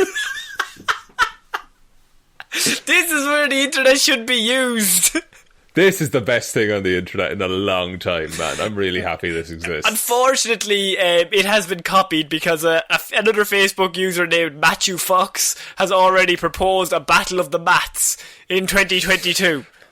I don't think the second one that would be as good. Like, the magic of this one is that it's fucking weird that this happened. Yeah. I don't think you can pick and I don't think you can do it again. I don't think you should do it again. Who do you think's the strongest name? Shaun. No, it's definitely Karen. not Shaun. No. Oh. They all refuse to take part. Who's a strong name? You know what I want? Go on. I want someone else who's called Dwayne Johnson to set up a Facebook group. The Dwayne Johnson fight. And then the next day we have the Dave Bautista fight. That's it. And then afterwards we have the mass Dwayne and Dave funeral.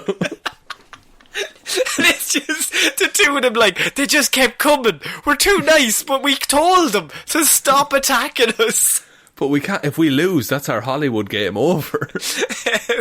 So, Shaun, we're going to have to move on from the Josh fight, but that has taken place. It's a great day, and everyone mark down this day in April that from now on, this will be known as Josh Day.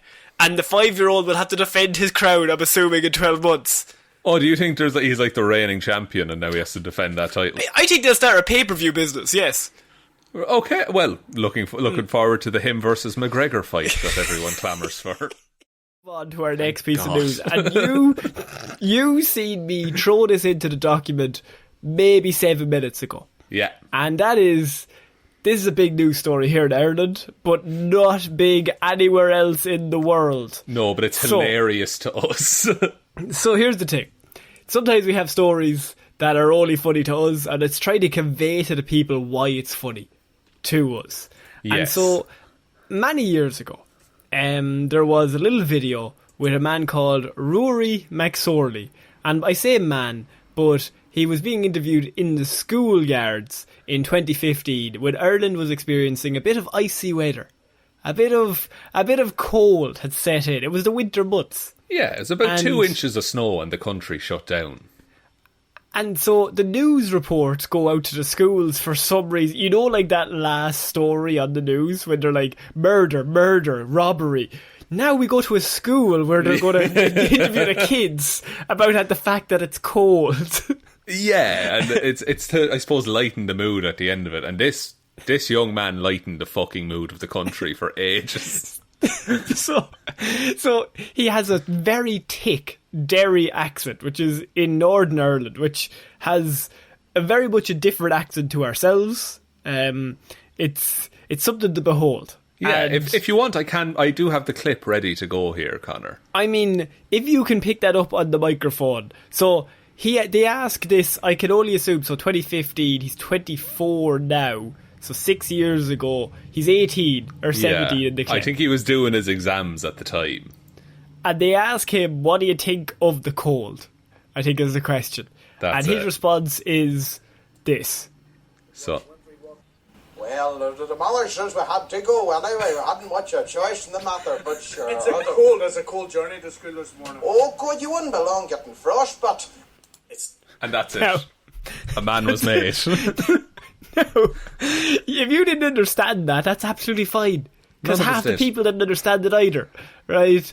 Even we didn't understand it for the first go around. But what he had said was, you wouldn't be long getting frostbite. Yeah, the past tense of frostbite. you wouldn't be long getting frostbite. Which is not a verb, I must stress that. And you know how things just go viral. This man became a superstar in these lads just for that stupidity. And he's been living off it ever since.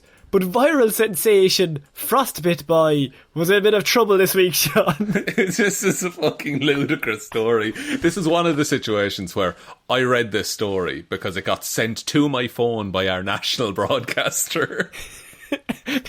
Somehow he's still famous. He's still just getting into scrapes.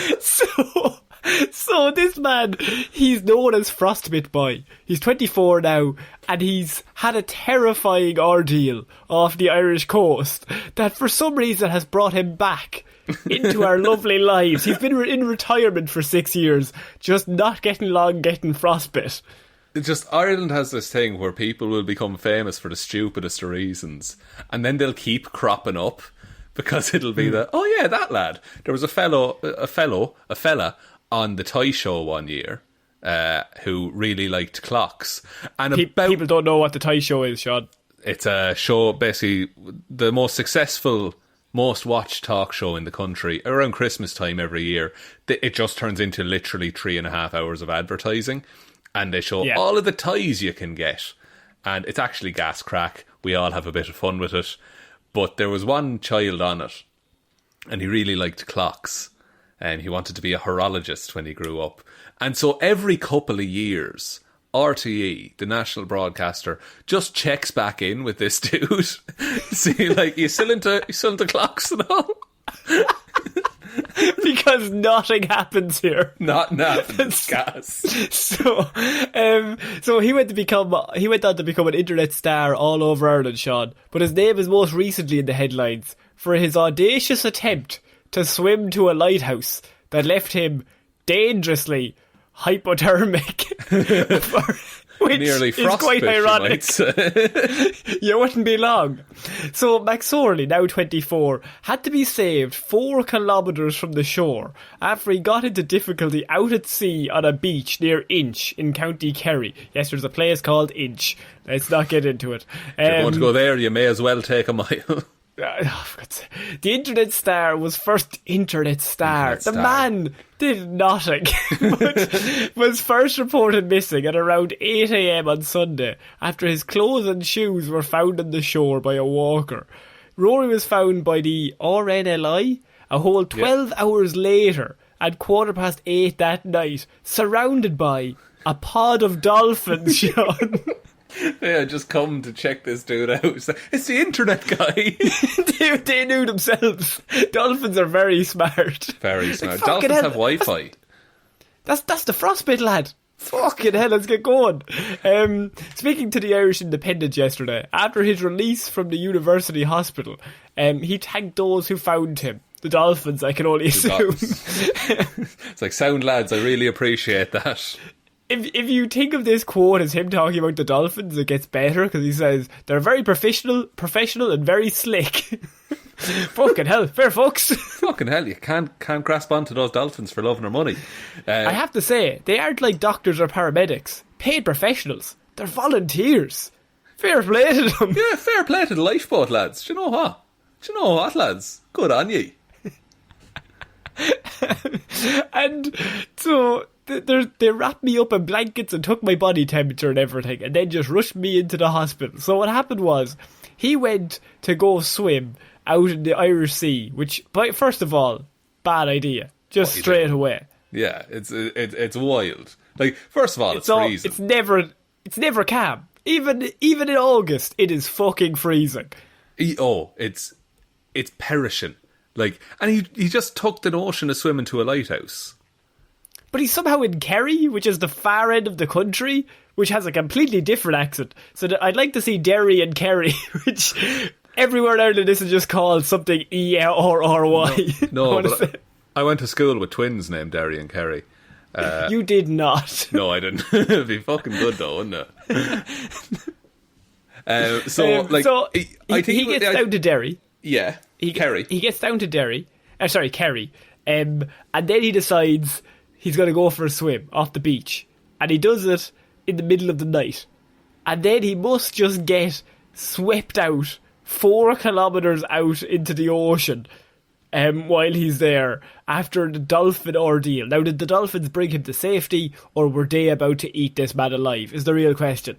I think, look, the circling is menacing. Very famous dolphin in Kerry actually recently has gone missing. He's been the same dolphin for a couple of decades. This is his family. And like, maybe they're looking for, maybe fungi. Fungi is the name of the dolphin. We all know the dolphin. I love with no context. No context, it's fucking lunacy. There's like a Thai show. There's Derry. There's a frostbite boy. Okay, right? I like how anyone else listening to this in the world is like, what the fuck goes on there? This makes no sense to anyone who's not us. But like, the dolphin went missing ages ago, like a couple of months ago. We're all pretty convinced that he's dead at this point. So unless those 4 dolphins, they're like the successors, and they need to now fight it out to be the peak dolphin, and this lad is now the judge. As another weird, like, Irish cultural icon, Rory needs to decide who the next fungi is. And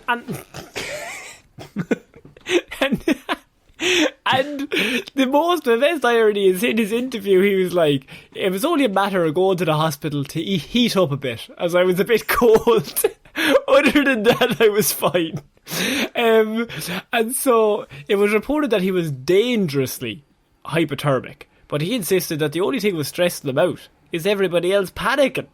So he said, I just jumped in and that was it. I saw the lighthouse out in the water and I said, right, I'm going towards that.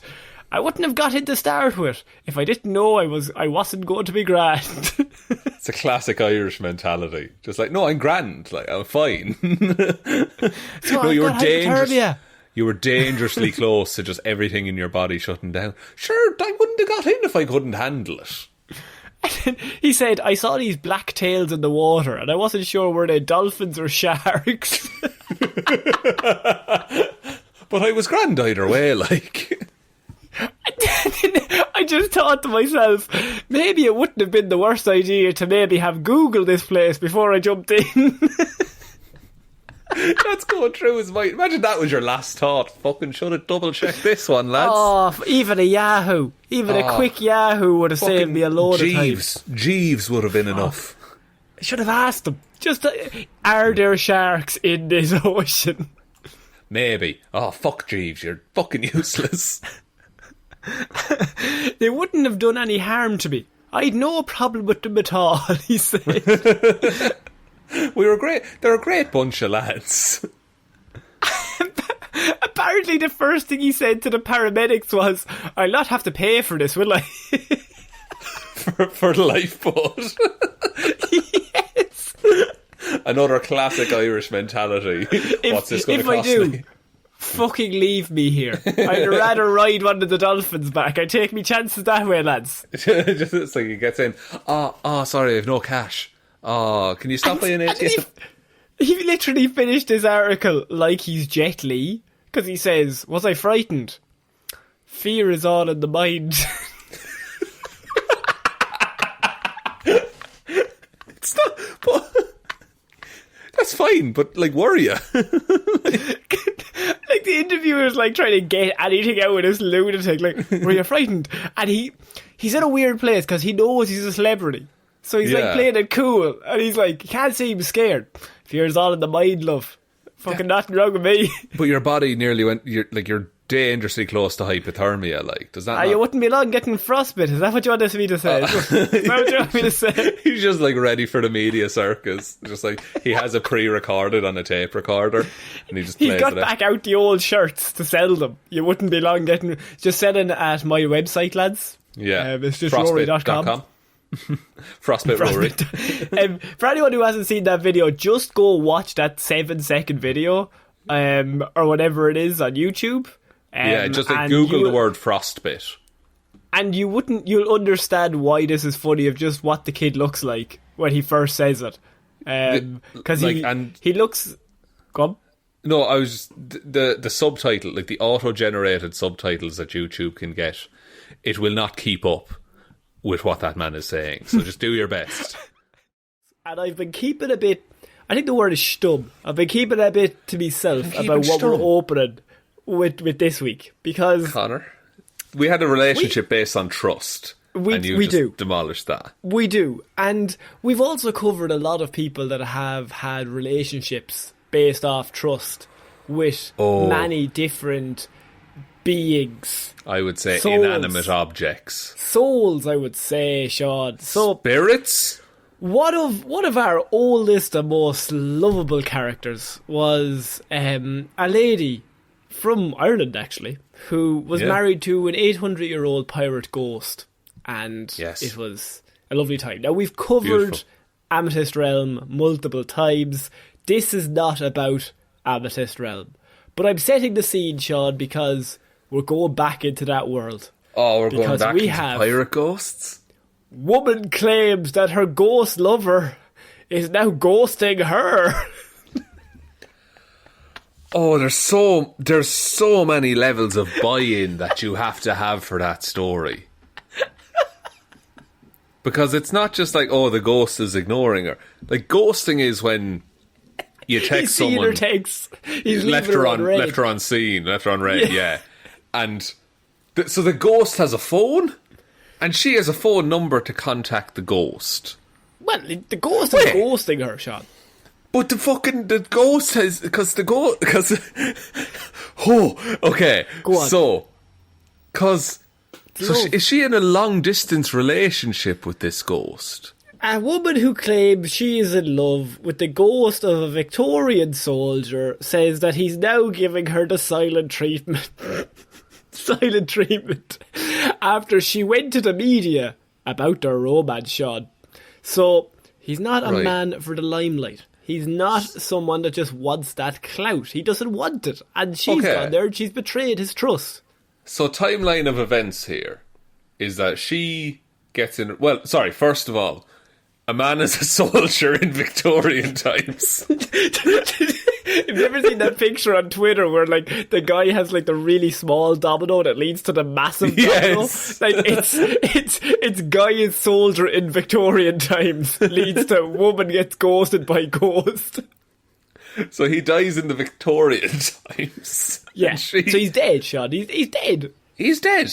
His body is dead. His physical body is dead, Connor. But the spirit survives. And then I don't know when the Victorian times were. Hundreds of years later, a woman contacts a ghost, and not to the level that they're in a relationship quite yet, but they're just texting at the minute. So, and you're going to like this even more, Shaun, because this all came about from two of our favourite residents involved in any ghost story, Scozers and Halls. So, oh, why are they always the first to break the supernatural news? Was this a Halloween thing? Was this done at Halloween? I think Philip Schofield just is really interested in this shit on This Morning, but he won't say anything. He's always like pretending like, oh yeah, this is weird. But he's like, get the fucking ghost wife. Get her in. Yeah. Do we have a contact number for her? He's just going around to all the researchers every morning. God, wasn't it mad when we had that ghost story the other week? Wink, wink, nudge, nudge, guys. I want to have another chat. So, what's happened here? There's a lot to unpack here, Shaun. We got to get through all of this, and you're the man for it. That's fair. Before we do that, though, can I just clarify? Scozers and Hally, they're from a TV show called This Morning, which airs in the UK, but also airs simultaneously in Ireland. Morning chat show. Think Good Morning America. But not in America. Yeah, and they do very light-hearted stories, but then sometimes they're like, I've been homeless for 7 years. That's it. Sometimes they go hard, and sometimes they have like, oh, this politician was involved in a scandal. Here's everyone involved. But then it's like, Susan has a new recipe for eggs. Let's have a chat with Susan. Susan wraps them in sausage meat, because Susan is class. Shows my cars. So, there is an awful lot to unpack here, right? But what's happened is singer Brocarda, just one name, like Cher, lives in Oxfordshire and claims to have been in a relationship with a spectre called Eduardo, Shaun. Oh, that famous Victorian name. Now, though, he's taken the hump after she went public about their affair and isn't talking to her. He's taken the hump. Very petty ghosts, you know? They get a bit angsty. It's like, fuck off. Get over yourself, is really the case here. Yeah, build a bridge and fuck off. She explained, I mean, I truly feel like I'm being ghosted by a ghost. I mean, that's the headline. That's your tagline right there. Yeah. Like, Eduardo seems furious with me since I've gone public with our romance. He's gone completely cold. I mean, Jesus he Christ, has been dead for hundreds of years. Yeah, like, and like, is a soul cold? That's a deeper question I intended to ask on Weird News Wednesdays, I grant you, but... And I suppose, Victorian times, a lot hard to heat up the house, so he would have been naturally cold even at his time. That's it. They were eating Irish salads all day. They barely had a piece of lettuce, Shaun. Oh, they used to share it between them, like Charlie Bucket's family. Usually his presence surrounds me with a warmth, but now a cold breeze follows me around the house. It is November. Is it not fucking telling that we've just moved into like autumn winter time? No, but it was really warm a few months ago, and now he doesn't like her anymore, and because it's cold. Well, those summer romances, you know, they never last. They never last. We've all seen 500 Days of Summer, presumably. Can I just say? Yeah. This next line caught me off guard there. Okay, here we go, audience. He's costing me a fortune in heating.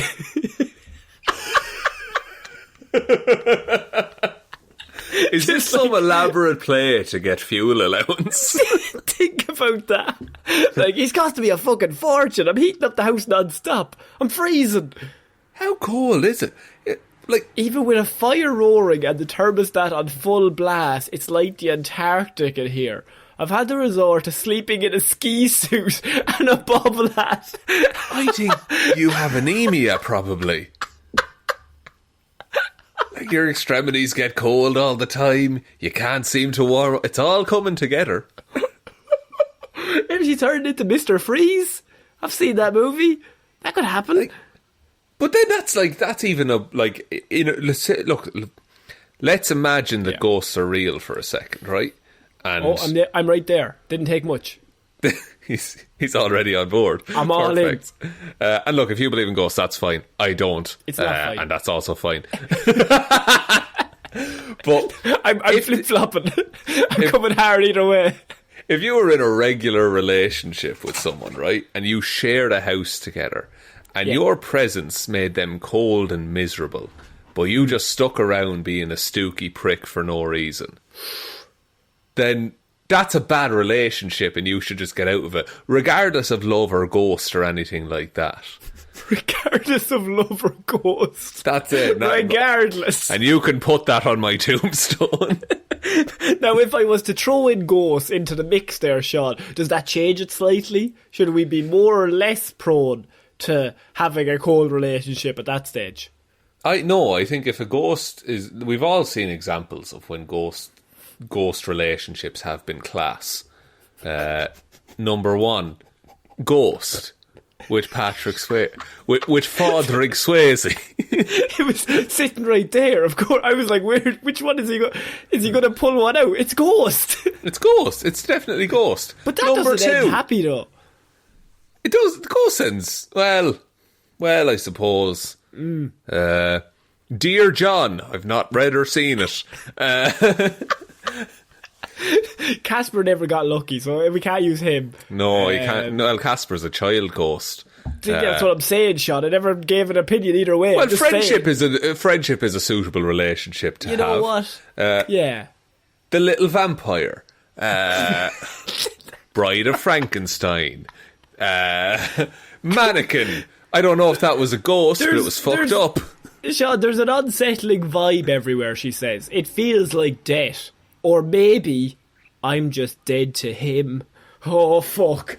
But now what you're doing is you're basing your entire self upon the opinion of this dead Victorian soldier ghost.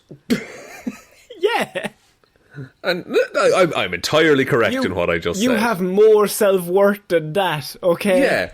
Here's a fucking thought. You're alive. Yeah. All right? Come on, bro, Cardi. Think about it. You're your own person. That's it. Because if he's a this Victorian ghost. He clearly fucked up because he's dead, right? Now, granted, most people from the Victorian times not around anymore. But I would argue... Most people. Put that on his tombstone. Most people from the Stone Age times not around. I'm willing to admit that. I'm willing to admit that right here, right now. Okay. But, strong stance. The ghost seems to be kind of like... A bit of a choosing beggar, if you will. Because you've managed to find a connection with one person who can speak to spirits... And you're taking the hump because she told people about this. Well, she went on this morning to share her experience of Eduardo. But she says, I don't think he approved, as the words, I'm gone, appeared in the steam on the shower door that evening. Wow. But surely, then, if he's gone, then your heating issues are solved. Yeah, he's left. It doesn't matter then at that stage. Just recoup the losses based on the ski suit. It's coming into ski suit season. I love the fact that this ghost is like, no, I'm going to wait till she has a fucking shower and then I'm making a point of putting a message on the mirror. What a prick move as well. Like, it's like breaking up with someone over text. Yeah. I got broken up with over text, actually. That was a funny thing happened when I was 14. And you know the reason I got broken up with? It was because I never responded to texts. I love the idea of like you tapping your head like I've been thinking about, I'm outsmarted this. Altogether. Can't get broken up with by text if I never text. I had a really bad phone for texting at the time, so I just never did it. And you had like a can and a string. Yeah, just running across the county. And I woke up on St. Stephen's Day and I had a message from 4 days ago. Oh my God. You thought at Christmas you were still together. I thought I was safe. No. Yeah. Did you get a Christmas present? I suppose you're 14. You did not. I did. I got, I think it was a necklace. No, I think it was like from Argos or something. Yeah, Oh man. yeah, well, yeah, like a tenner necklace. 20, I'll have you know. It's diamonds. Quote unquote diamonds. Oh, But yeah, then she went back to Victorian times, so we were all square in the end. yeah, well, yeah, she was a ghost. Yeah. She didn't have Facebook, and nobody could ever contact her. Like she was a girlfriend from over Spain. Like She was in Spain.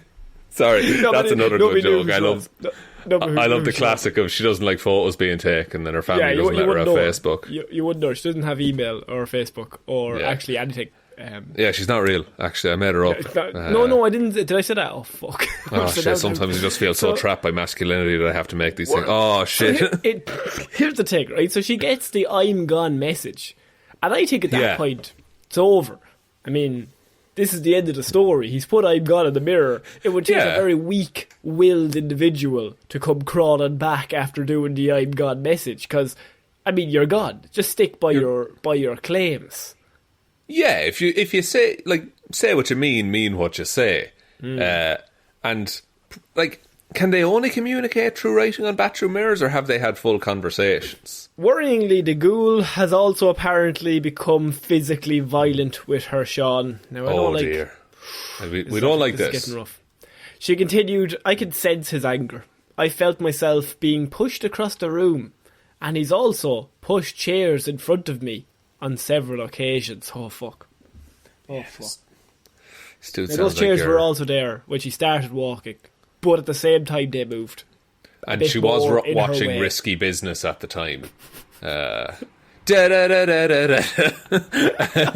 I've tried to communicate with him via candlelight, but he no longer flickers the flame. It just blows out, Shaun. Actually, that's a fairly good indication of an actual ghost right there. That's pretty good. Unless, I just think she always has a window open. Like the just a candles are always drafty blowing house, out. yeah. Yeah, it's very cold. It is. Just get some weather sealing, get your windows replaced. But how do you break up with a ghost? How would you break up with a ghost? By text? How would I break? You'd have to text them.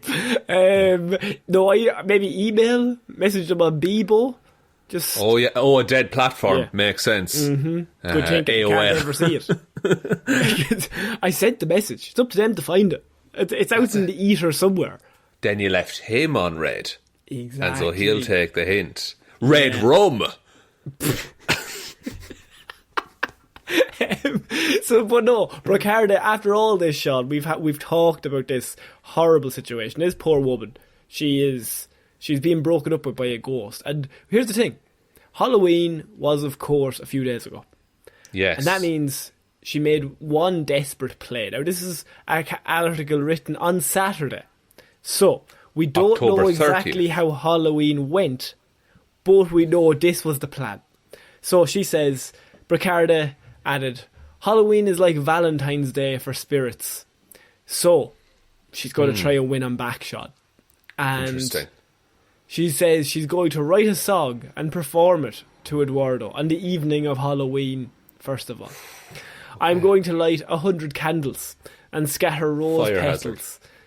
Much of a fire hazard. I may even cook him some typical Victorian dishes to win back his heart." Oh, goody! Boiled hen.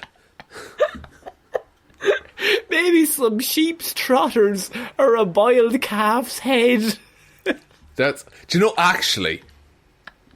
Okay. This is lunacy. This is absolutely crazy. I did walk into my granddad's kitchen once and there was half a sheep's head in a pot boiling. Fuck off. He also had crew beans, which are pig's trotters, and you eat the thing off of them. I grew up in a very... I grew up in the Victorian times, essentially. Yes. But the idea of writing the song, preparing the meal, it I think by this point, surely you've gone beyond the point where you could win this ghost back. I think this show has gone too far. This woman is talking this is an article I think is so fucking crazy that I don't think we can fully kind of envelop ourselves around, like, dissecting it. It's No. just, there's a lot going on. I mean, she's lighting candles, she's singing songs. Like, isn't it fucked that there's like a global climate discussion happening as we speak, and we're chatting about this shit? But it's important, Sean, because I know what you're thinking, right? Sheep's trotters, boiled calf's head, lovely, sound num num num num. Wrap it around an egg. But throw it at a car if you want. She says she has a problem though, Sean. She might not be able to find those things in a local supermarket, so she comes up with a genius solution. If not, I'll have to stick to something more simple, like a stew or a soup, although I fear they will pass right through him. Which I have thoughts on that, Sean. What are yours? I'd like you to go in on that, Connor, because I'm fascinated about what you think. I think the idea is that if stew is going to go through you, I would wager that no matter what kind of calf's head you got, it might also hit the floor upon him eating it. Is her logic there that like a soup and a stew is more liquidy? It's harder to clean up when she just like throws it into a fucking random piece of the room. Oh, fucking I have to wash it all up. You've raised a very good point there, is that what's the play here? Because do you just like set two places at the table and just wait for the ghost to arrive?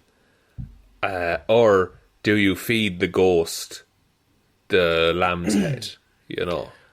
Yeah, is it you leave the knife and fork like just on the plate and just kind of leave it there and then you go back to your own meal? Or are you chopping up the pieces of meat and being like, well, he can't hold the knives and forks, and then just like fucking the pieces of meat across the room?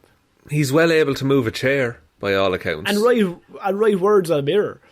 Yeah, so he could pull out his own chair, sit down, pick up the knife and fork, eat the food, and then spit it right in her face. That's it. Fuck you, bitch. This should never have gone public. I'm a Victorian soldier. Just a big massive mirror comes floating in, and he just starts like hawing on it and just writing a big breakup text to her. It's not you, it's me. But it's definitely you, you crazy fucking bitch. I was in peace for 200 years and you fucking woke me up for this shit. Either way, I'll be sure to get the drinks in. He seems like the kind of ghost who would enjoy a glass of port. I mean, this kind of... I think there's an underlying situation there that we probably shouldn't get into. Port is kind of a rich man's drink, though, as well. I don't know if a soldier in Victorian times would have been afforded such a thing. Yeah. Mead? You could do a mead or an ale, I would say. Okay. Not to tell you how to live your life here. Right? Not at all. Not at all. We all like a port. Obviously, she understands that Manny won't understand what she's on about, Sean. So... she's aware of the fact that this is bullshit, but also the woman's in love. Woman is in love, but like at the same time, I just don't know how fulfilling a relationship that could be. Like, not even in terms of like physicality or anything like that, but just like if this ghost gets pissed off about you telling people that you're in a relationship with a ghost, like that's not healthy. She also finishes the article by saying, I don't think any man should control your emotions or decisions, even a ghost. Sean, how much irony is in that sentence? I would say that's a full 1,000-pound weight of irony right there. It's quite a lot, because I would go so far as to say this whole woman's identity is based off this fucking ghost. Yeah, and like... is it not even identity, but like feelings of self-worth. And look, and that's a problem in relationships, and that shouldn't be the way that things are.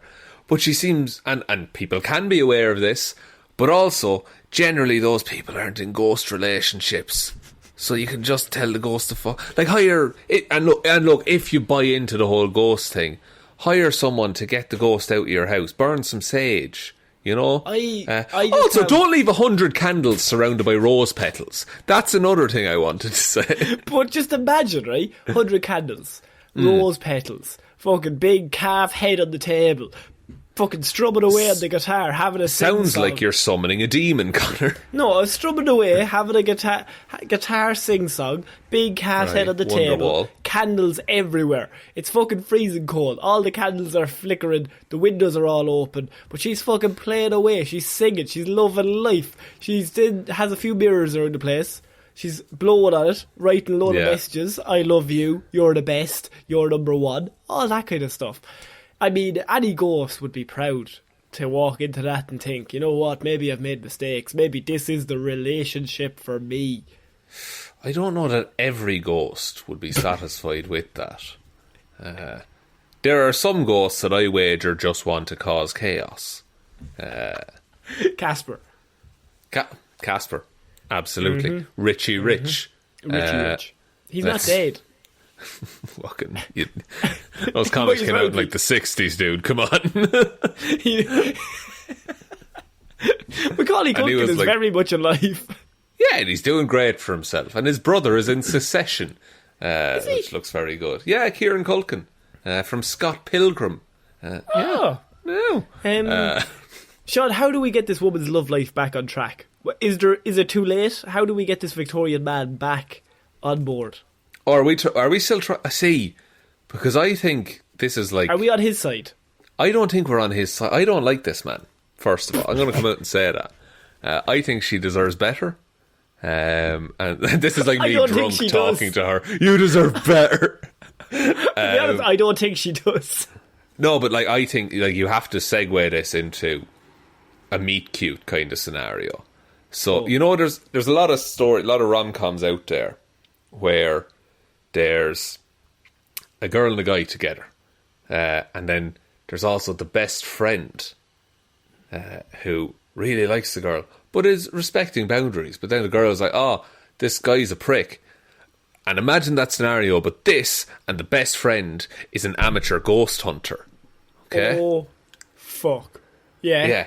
So you hit up the local paranormal society and you're like, look, I have a problem. Who am I going to call? I said to myself. Yeah. And My then local paranormal activity group. Local paranormal activity group, exactly. They're on Facebook.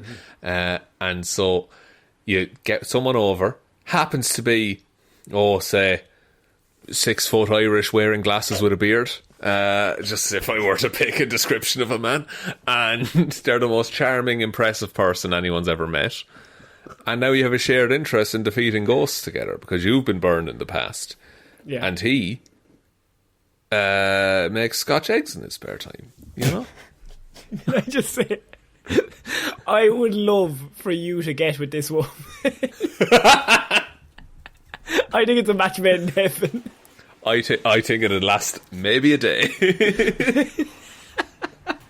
But that's my experience with most people, let's be honest. Yeah, I've stuck around for quite too long, Shaun.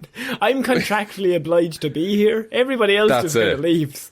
Just in terms of like a fucking side hustle, we're tied together for life. Yeah, that's the thing.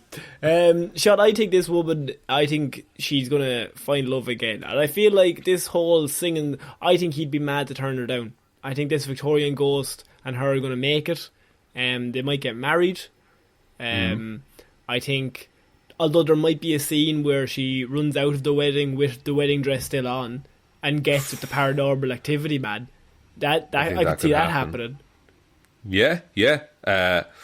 Now, look, the season does come into it again, both for her being cold and also there's a particular time of year when 3 ghosts tend to show up, Connor. Do you think she's like, don't get jealous, but I'm going to visit my 3 guys tonight. Yeah, I'm going to hang out with my 3 guy friends. They're just guy friends. Okay. They're going to come over. They'll come over during the night and they'll just tell me some stories. Yeah, it's going to be all night. Don't worry about it. What is it, Christmas Eve? Yeah, I don't want to spend time with you. I got plans. I'm busy. It's a work night out. Work night out. Shaun, I think we need to move on to our next piece of news. A Russian man who joined a boy band competition show on Chinese TV on a whim quickly regretted his decision, as he has finally been released from his ordeal after making it all the way to the final. So, Vladislav Ivanov, a 27-year-old part-time model, was working on the show Produce Camp 2021 as a translator. So, he's working on the show as a translator because he can speak Mandarin. When producers reportedly noticed his good looks and asked him to sign up as a contestant.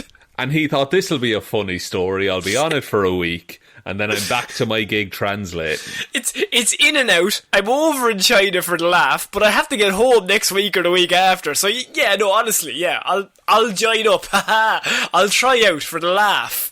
So Ivanov told the programme he had been asked if I'd like to try a new life, and he agreed, but quickly came to regret the decision, as he was unable to leave on his own without breaching his contract and paying a fine. He instead begged viewers to send him home every week and deliberately performed poorly in the hopes of being voted off. That's... I love that he's begging people to leave and they still won't let him. Because if you're on a reality show and you say, please send me home, what is the one thing people will do? They're going to keep you in there until the day you die. Until the day you die. The same with like I'm a Celebrity, Get Me Out of Here, all those kind of shows. The more someone dislikes the experience, the more the general public are going to take all their frustrations out.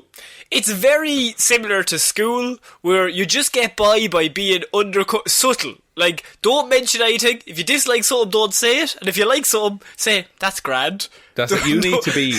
The primary thing you need to be on a reality show if you want to leave is not entertaining. Yeah. And what's more entertaining than the person that doesn't want to be there?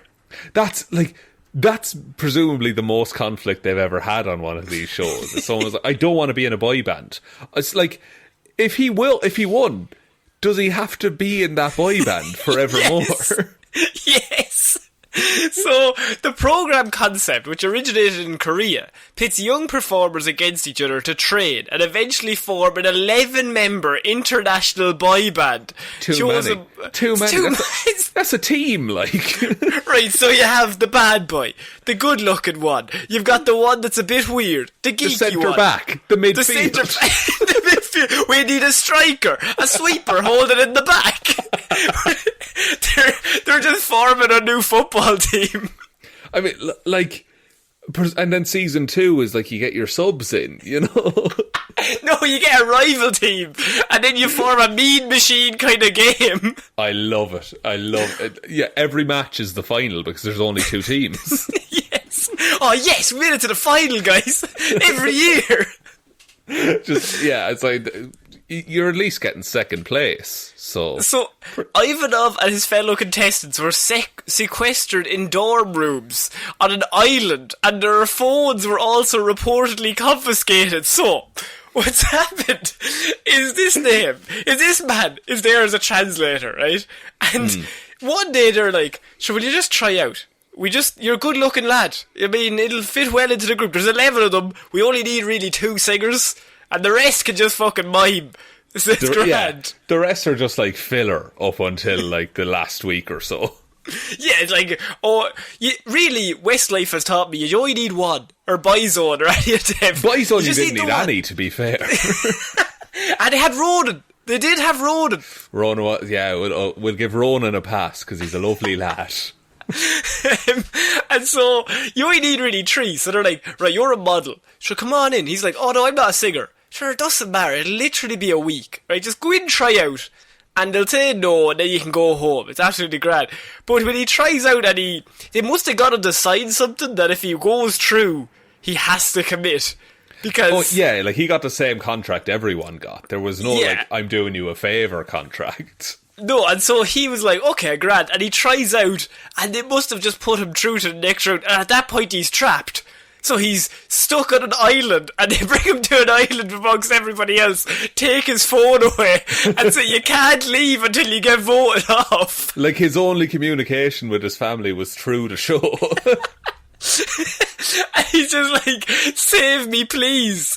So he's using the name, stage name Lelouch, Ivanov told viewers, "Don't love me, you'll get no results," and repeatedly pleaded with people not to vote for him. His first song was a half-hearted Russian rap. In stark contrast to the high pop energy of his competitors. So the first week he's like, "I'm trying to get knocked out." He's going to do a half-hearted Russian rap and instead of a pop song.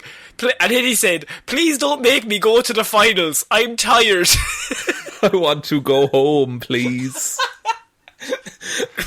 "I hope the judges won't support me. While the others want to get an A, I want to get an F, as it stands for freedom," he told the news.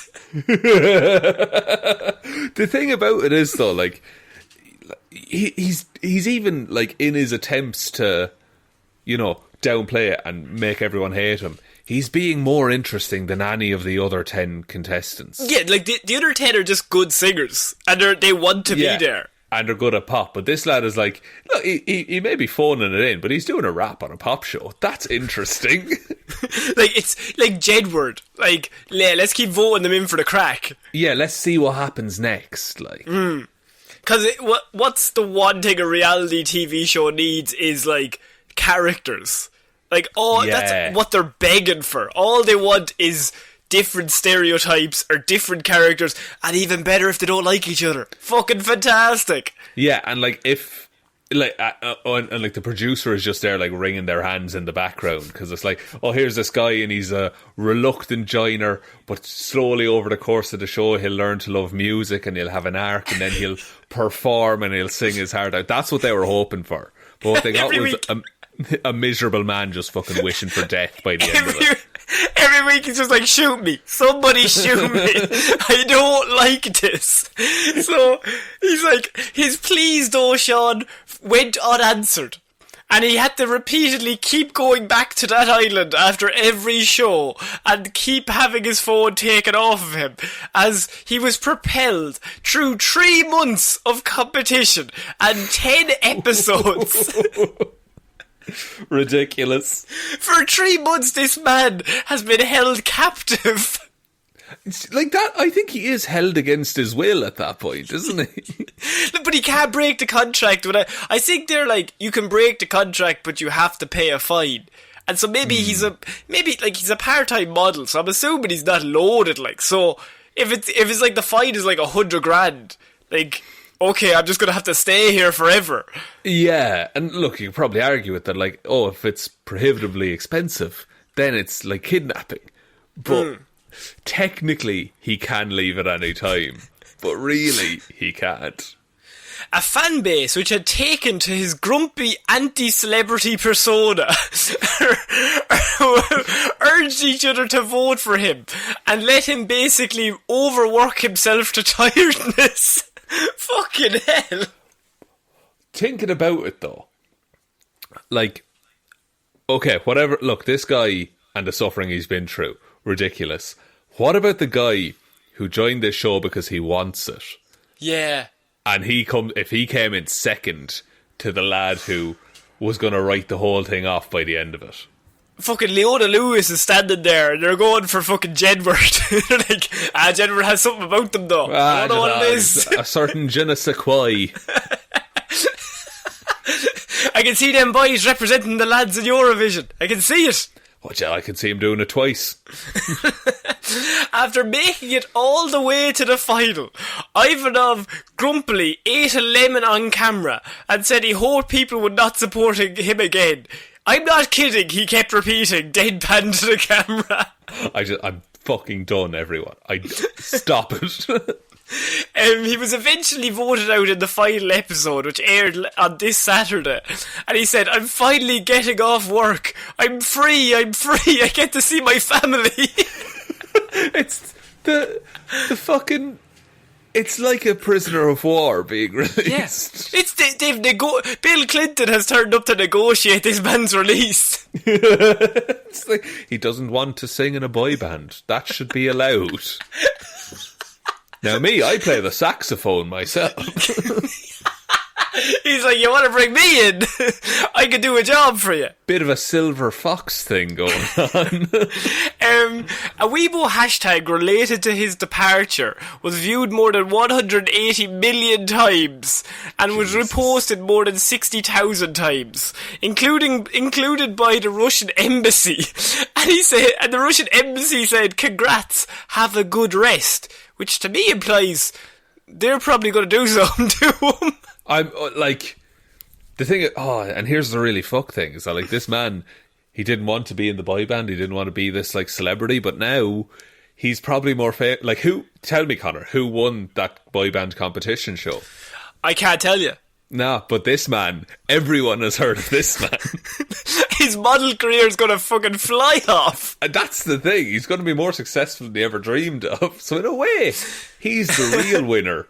In all senses of the word. Apparently there was a full-on free Lelouch hashtag that was going on to try and get him released from his contract. And state media began reporting on Ivanov's predicament about a week ago after a popular Russian blogger posted about the interpreter's unlikely run. "It's not funny anymore. Let Vlad go home." The first 7 or 8 weeks it was hilarious. But after 3 months, this is getting out of hand. You're taking the piss, lads, a little bit. This situation's after getting away from us, and I'll be honest with you, I'm not okay with it. It was a week ago they picked it up. He had just been shouting into a void for who knows how long. Do you think he kept trying to swim away from the island? I'd bet it crossed his mind. Like, maybe not to home, but to, like, the nearest landmass who would offer him amnesty. It was like he was on, like, the most secure prison in the world. And he has no phone, no way of contacting anyone, and there's just water everywhere, so he can't leave. It's like he would... Yeah, it's like he's in Alcatraz or something. Ivanov's story, which has gained him millions of viewers, has drawn accusations of being a publicity stunt, but his friend, who he had hired to chaperone and translate for his 2 Japanese clients on the show. Oh, so his friend, executive Ivan Wang, had hired him originally to translate for 2 of his Japanese clients that were on the show. So he's like, right, I need you to be their translator. They're on this reality show. He's like, great, fly me out. I'll do the translation. He gets flown out, and then he immediately gets thrown into this, and now he's just involved in it for 3 months of his life. But Ivan Wang, surely he can't be his friend anymore. Like, you're hardly going to... Yeah, you're not going to look at him and be like, thanks, Ivan, that was really sound of you. Yeah, thanks for this opportunity, I appreciate it. No. He's the one person who knew he'd be stuck there. And he did nothing. So he declined so he was on the island originally because he was a translator for 2 of the people on it. Yeah. And so he's on the island, and he was just kind of bored on the island. And so he'd been there for a week or 2, and then eventually he declined repeated participation requests by the director of the show, who kept saying, "Do you want to join in? Do you want to do a song? Do you want to do give it a go? Go on, give it a go. Go on, give it a go. Go on, give it a go." And eventually, apparently, he only said yes because he was slightly bored because there was nothing to do on the island. And so he had to just say yes for he was probably there for a week. And he was slightly bored, and he was like, yeah, sure, I'll do the show. Yeah, 3 months later. That could happen? 3 months later. How bored was he after 3 more months? Yeah. And he didn't even have his phone at that point either. No. Oh, man. What do you think of this man's story? Is he a hero, or is this a tragic case of boy bands gone too far? It's boy bands gone too far, but also you'd wake up every day and you'd just question what the fuck was going on. And you'd hate Simon Cowell. You'd hate him. Oh, and there's definitely they have the 3 judges who are just carbon copies of all the judges on all of the talent shows you've ever seen, and you have to fucking deal with these people day in, day out. They're all like, I didn't love it. No, I didn't like it. I didn't like it. I loved it. But instead they're like, I didn't like it. It was a shit rap. You're fucking terrible. I don't know why you're still here. And he's like, I know. We want Send you gone me as home. Yeah, I just want that story was fascinating, and I really want an interview with that man just to know how he felt, because he's a prisoner of war technically. Yeah, he's definitely like an unwilling participant in boy band culture, which gets mental, by the way. Like this is a whole other thing, but I've talk to Zayn. Zayn knows all about it, but I'm nervous to even mention it. Can I just say we love BTS on this podcast? Big fans. We love fans. Two things we love and we'll never say a bad thing against: BTS and 4chan.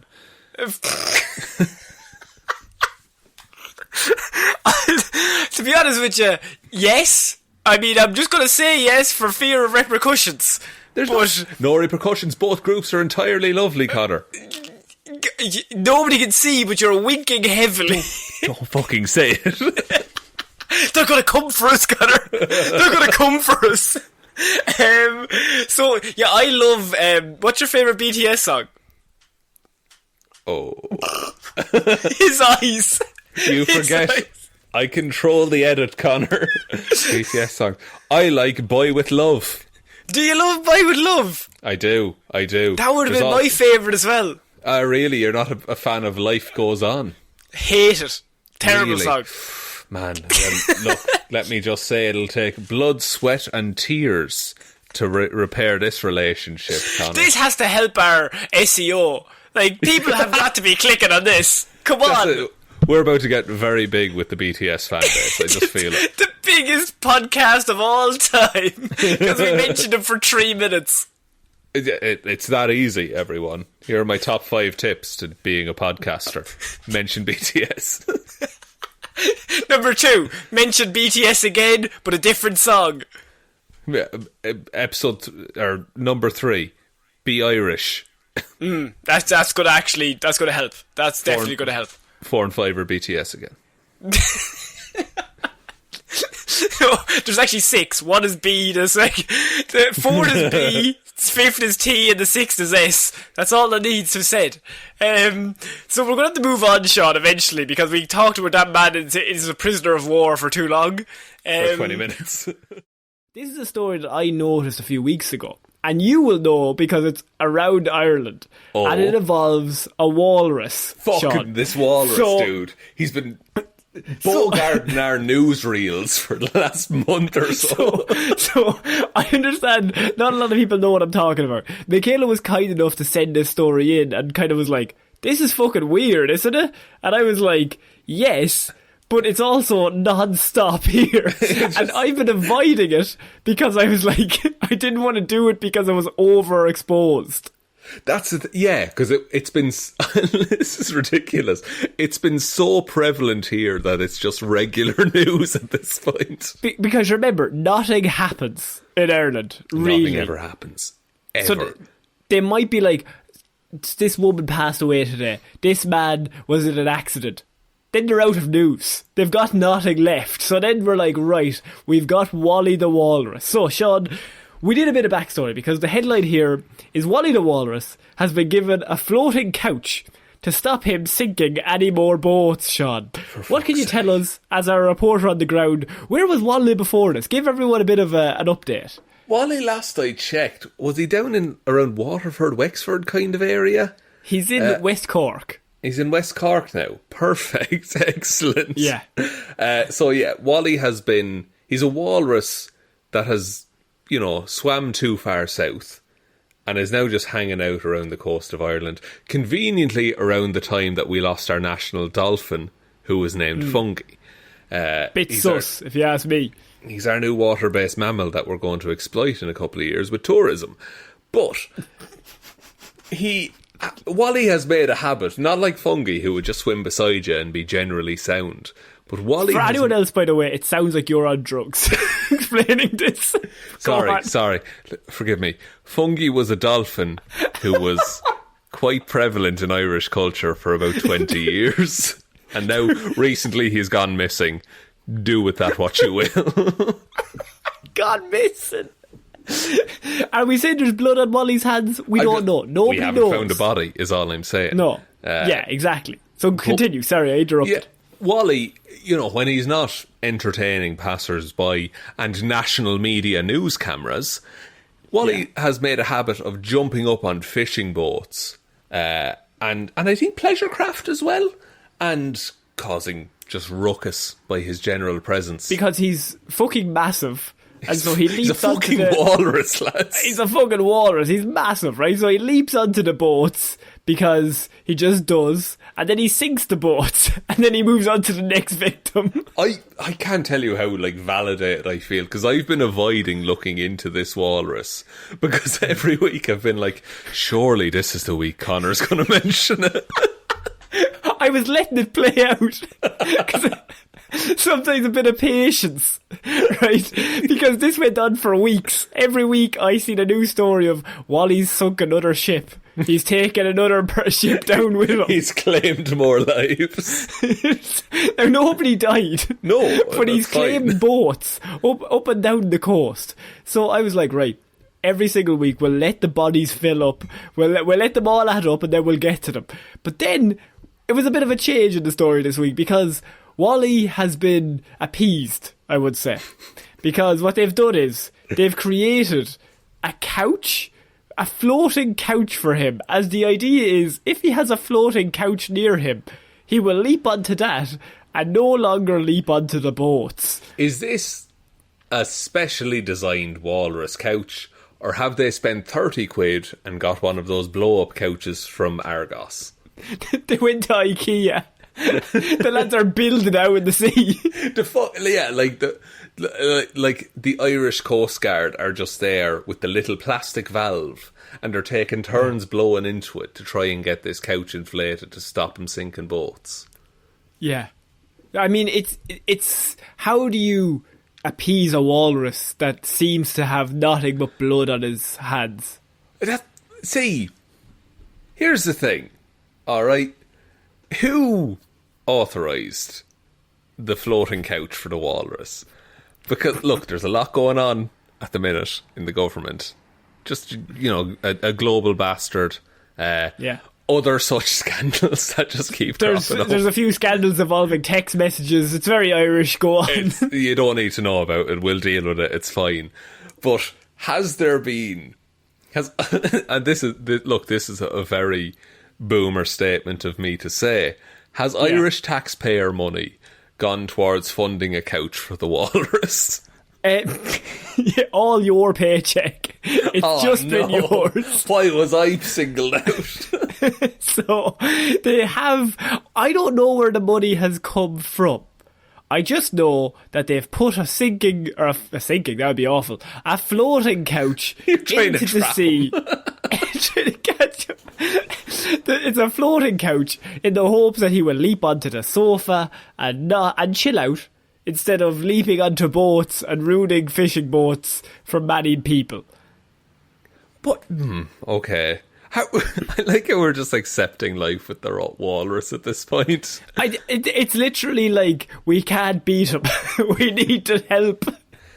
Is that... Oh. See, now you're digging into it. Like, is it a conspiracy? Because, and you've said it yourself in this show, Connor, nothing ever happens in Ireland. Yeah. The only news stories we've been getting recently are government scandals that are frankly ridiculous, and the global bastard situation. Yeah. So now, isn't it lovely to have a bit of a source of merriment during the week, seeing what the walrus has got up to? Are we saying either an Irish politician has set the walrus loose, or COVID-19 is involved in setting this walrus loose? To that, Connor, I say, why not both? You know? A politician who's sick set the walrus loose. And what does walrus rhyme with? 5G. Correct. Oh, fuck. How many letters does walrus have? 6. What's 6 divided by 2? 3. How many sides does a triangle have? 3. I did the maths in my head there. fuck? Wally the Walrus, Illuminati, confirmed.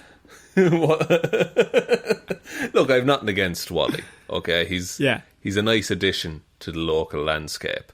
But just note, this is news in Ireland that they've built a couch for this walrus. How inflatable is this couch? Because name a main feature of a walrus, Connor.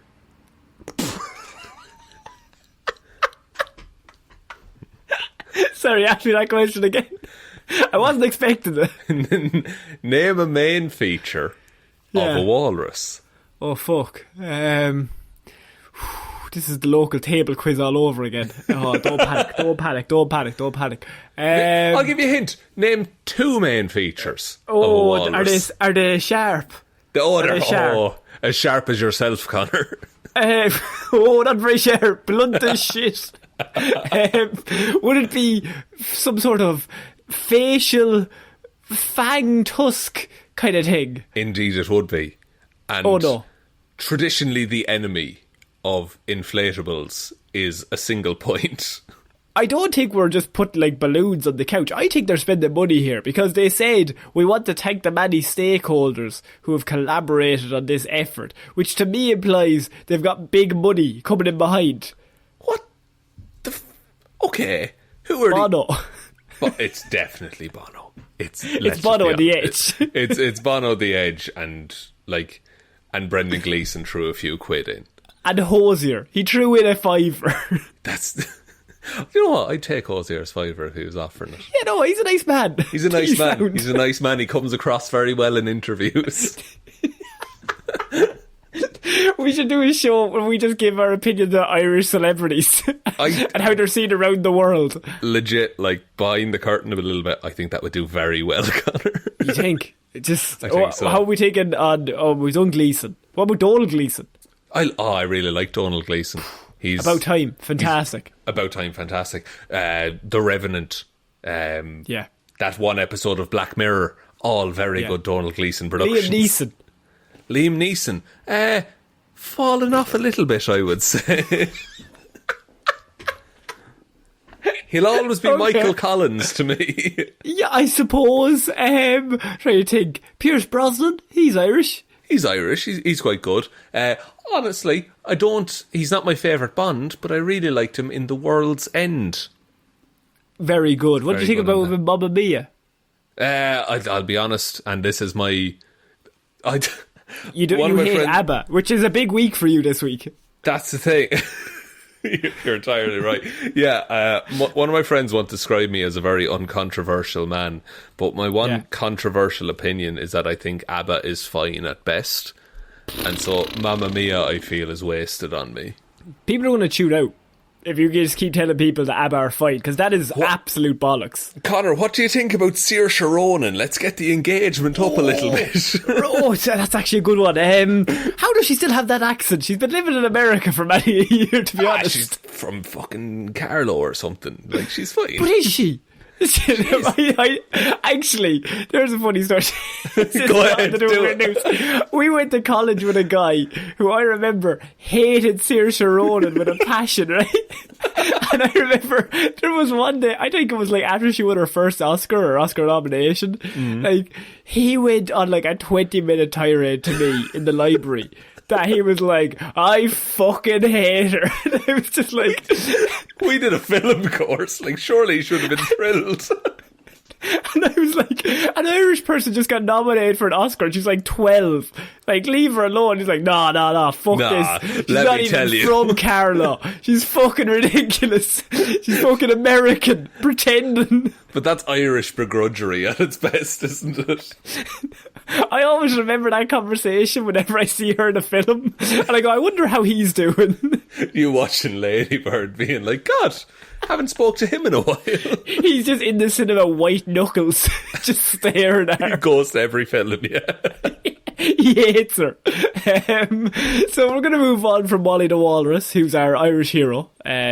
He's a killer, a stone cold killer. But do not come near our shores. Wally will get you. He's our defence forces because we do not pay for any army. So yeah, that's very true. I've never been so happy to be landlocked myself, Connor. wow, those stories were equally and also amazingly the best. Yes, but they were definitely ranked numerically in order of bestness.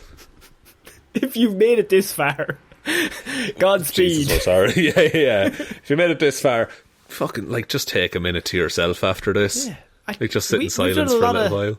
So much shy talk this year. Just so much. Yeah, so thank you for putting up with it. And look, this episode, I like the top 10 episodes. They're always good to show people, because it's the best of the year. Yeah. So if anyone's interested into why you were laughing your arse off for upwards of an hour and a half, well, you can let them listen to this episode as well. and if you weren't laughing, that's probably you know what, that probably also happened. So yeah, and that's probably more on us, to be honest. So sorry about that. If we're to blame anyone, it's going to be blamed on ye. Ye picked him, alright. Shaun, would you like to take us out for the final time on Weird News Wednesday in 2021? I would indeed, Connor. Thank you, everyone, for listening to this very special episode of Weird News. We'll be back on Friday with a Hero or Zero, Monday with a Movie Mondays, and next Wednesday with the first Weird News Wednesday of 2021. 2022, in fact. Is Asparagus Lady, she might make an appearance next week. She might make an appearance. Sure. I don't know when her predictions are generally done. I know they're the start of the year. I don't know. Normally around the 6th or the 7th, so I'm not quite sure. That's it. Well, we'll have to look back, see what she said about last year, see how much of that came true. Looking forward to it. And see what we can look forward to the year ahead. Big thank yous, very big end of year thank yous have to go to all of our patrons who've stuck with us, everyone who's joined us over the year. Shout outs to Waffles, real name Alexander, is on holiday. So all that remains to be said is have a wonderful Wafflemas and a happy new year. Many happy returns, Waffles. You've been there from the start. Absolute divil. An absolute divil. Absolute divil. And thank you also to Ciara Lawler, David Clarke, Ed Ball, Joe Burney, Róisín the wife Palmer, Ryan Right Time Evanson, Shaun Grow Your Mo for a Bro, Jamieson, Dominic, Jessiah Florida Gal Green, Anna Team Irish Walrus Hjelmroos, Lil Dicky, Uncle Nick the boys query, what are you doing here, McGrew? The saga continues.